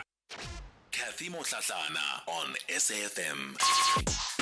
Call us on 086 000 2032. We continue the conversation on the talking point. It is your open line, 086 000 2032. That's the number to dial this morning. WhatsApp voice notes on 0614 104 107. Quite a diverse number of issues that you're putting on the national roundtable so far. Let me go to Mike Newlands. Mike, I hope I'm not going to regret this decision in the next 45 seconds. Kathy, Morning, Mike. Hope so too. Good morning, Kathy, and thanks. Kathy, just two things. First of all, on this renaming of the streets, I think as a country, we certainly have lost our way. I'm looking at a headline this morning in the paper. It says the Mohali City, 300 million needed additionally to solve sewage crisis, sewage pumping into rivers, animals, people suffering. Yet, we're now going to go and spend money renaming a street. If we're going to rename a street, Kathy, let's rather rename it after the first victim of Marikana, who was so gunned down by our police, or the first victim of Isidimedi, who was starved to death by alleged hospital schemes. You know, we need to actually reflect real people in our country. And this is also a problem in the sense that we are now taking the name of the person who is essentially not going to be at all unifying, but divisive. And I just want to refer back in that issue to Mike from Middelburg. He quite rightly was bemoaning the shocking, appalling deaths that are going on in Gaza and the West Bank and so on. But, you know, we had a simple problem, a simple solution to that. And that is that if Mike from Middelburg and others bothered to listen to Netanyahu at the United Nations, we can stop this war tomorrow. All they have to do is release the hostages. But that is not being done. And then they come back and they say, oh, yes, but the Israelis have got Palestinian hostages. They might or might not have, Kathy, but that is not the point. The point is we can have peace in the Middle East if they simply release the hostages. Men, women, children will stop dying today, tomorrow, and for the next heaven knows how long. Yeah, Mike, I think we both know that it's a lot more complicated than just it's not. that. It's not. Release the hostages and the war will stop. And then I want to relate that, Kathy, to this naming. Now, one of the people that they're not talking about this name is Lydia Khalid, I think her name is, forgive me for mispronouncing it. She was a terrorist that held up an American aircraft. But not, as everybody seems to think in this country, and I've heard two callers refer to the fact it was an anti-Israel effort. It wasn't. She was highlighting the fact that 3,500 to 4,000 Palestinians had been murdered in Jordan by King Hussein. If you remember, it was called Black October, and that was the name of the hijacking. But nobody seems to realize that. This woman went onto a plane, threatened lies for Palestinians that were being wiped out by fellow Arabs. In other words, it was a Middle East issue, nothing to do with the Western world at all. They simply highlighted it by hijacking an American plane. So the point I'm making is, let's be careful. This lady has got nothing to do with us, nothing to do with South Africa. It was a Palestinian issue, and of course Israel gets involved because whenever Israel defends itself, suddenly it's the bad guy. But when Palestinians and Arabs kill each other, it doesn't even make the news. And this lady is now highlighting that. And I don't think that's right, Kathy. We need to look for peace. Stop the bombing, release the hostages, and we will have peace. Okay, Mike, Thank you, Kathy. Mark in Durban disagrees with you. Mark. Yeah, no, I don't agree with Mike from Newlands. He always comes from a different angle, and from previous advantages granted to him. But nevertheless, I've got 4 points. Number one is that, yes, many roads have been named locally after South Africans like Solomon Mhlanga, Winnie Mandela, and so forth and so on, and rightfully so. Second point is that, yes, Leila Khalid, yes, she played a relative role in the fight for freedom. So if you put this name up, our children and grandchildren and children will ask, who is this person? So, and then they would start thinking laterally and not so tunnel vision like what Mike from Newlands is talking about. Our children must be exposed to the whole world. Third point is that, you had Gayton McKenzie making a statement where he said, if one person comes from Lesotho and bombs South Africa, he'll go there and bomb the whole of Lesotho, trying to use an example for Palestine. What a dramatist. And we know who's pulling his strings. So we know where his statement is coming from. Last point, number 4, is that when we have representatives like now Gayton McKenzie and people, no education, they have never been, but they go as ministers. And so when they sit amongst the educated and elite and ministers of defense elsewhere, from what basis do they talk from? Because I got so many votes, now I'm that part that can actually make it. This is a serious condemnation of us as South Africans. Let's get educated people representing us. So yes, thank you very much. All right, Mark in Durban certainly didn't mince his words there. John in Naledi, you want to stay with the issue of spaza shops. Good morning. Morning, Kathy. Yes. John, of course, Naledi is where the latest incident took place. Are you close to the spaza shop where this happened? Do you maybe even know any of the young children that were killed? Very close. And Katie, I just wanted to say, yesterday, I've been seeing they are busy closing all these spaza shops around Naledi. Yesterday, funny, I was going to Protea just after the bridge. The spaza shops are open. The Somalians are still open. And then I didn't find what I was looking for at the Pick n Pay. I went back. I went to Tladi. And then just after you leave Naledi, just after the bridge, again, they're still open. So, what's going on? Are they taking us for a ride or something? Because, they're just using, I don't know, the paraffin speed to just fool the people that, we are working, we are closing all these spaza shops. But they're closing around Naledi only. What about Tladi, the Protea, Zola? Spazas are still open. So, I don't know, they're waiting for something to happen at Tladi or Protea. Then again, they will come again with paraffin speed condolences and stuff like that. What's going on? Why are they taking us for a ride?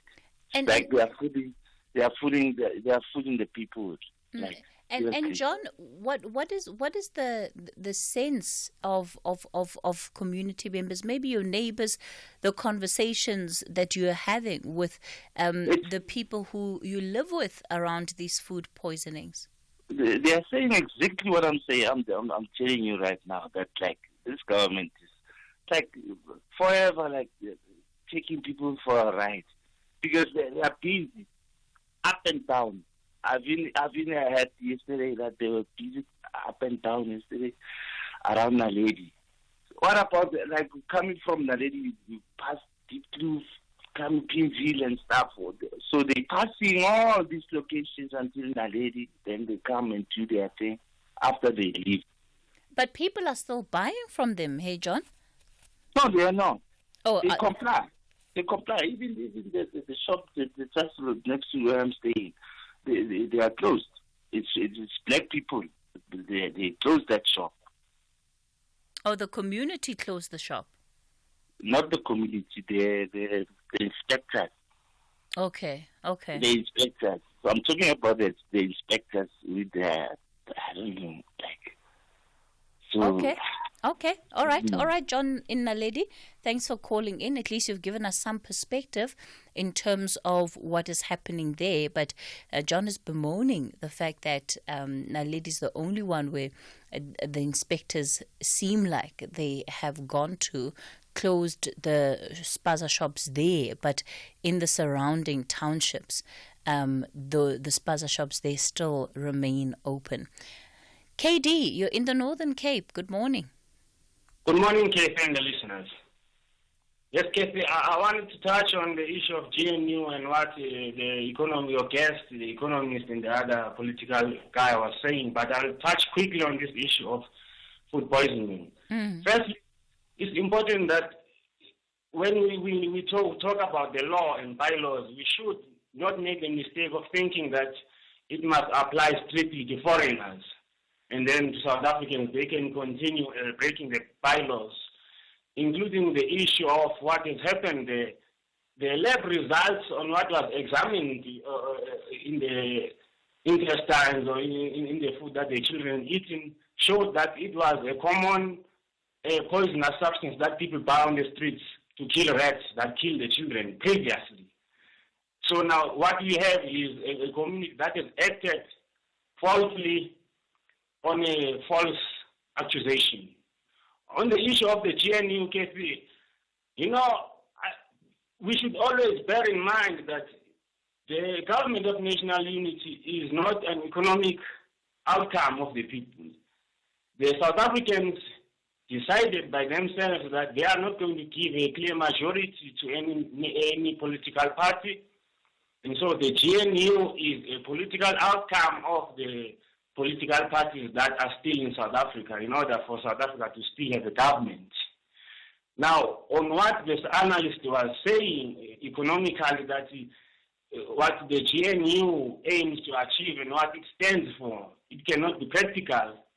It's because the South Africans chose that. South Africans simply chose a political situation that doesn't answer to their economic reality. So the GNU has no economic mandate from the people because there is no majority. And also because the ANC, which had been given that mandate, couldn't fulfill it. So players like the DA and the other ones, they come there with a political posture in order to make sure that in the next election they progress. So what I wanted to say is the GNU can work only if South Africans themselves decide in the next election, not in this past one, in this period, that they either want a decisive majority for a certain political outcome. For now, it is the political situation which continues on previous economic policies. Yeah, Katie, speaking of the economy or economic plans, you've reminded me of what the parties were supposed to do. Remember, they talked about having either one or two conferences where they would meet to come up with an economic master plan of sort that would drive the GNU's agenda in terms of economic reform. I wonder whatever happened to that. I don't remember seeing that actually happen. Okay, that's very interesting. Actually, that is what the analyst actually was talking about in saying that if you look at ESCOM and if you look at the policies of the government previously and now, and how they are now part of the GNU, there is no progress. There is no harmony. The economic harmony that they talked about cannot happen if they have political ideas which differ. That is why I'm saying the GNU is a government which the South Africans have put out there. They made a decision that we don't want a majority of the ANC any longer. Okay. But now the parties, the political parties that are in the South African system have formed this GNU. So in reality, it cannot answer, therefore, to what South Africans want. Even if they call a conference, the political ideologies will still differ. So at the end of the day, the solution will be in the South African party deciding whether they want a government of national unity that appeases them politically, or they want a clear economic situation through a certain political outcome. Okay, KD, thanks for that view. And even for reminding me of part of that commitment of the GNU, unless of course I've completely missed it. But there were plans to call a lekgotla of sort that would deal with the economic reform agenda of this administration. So it's certainly something to go back to.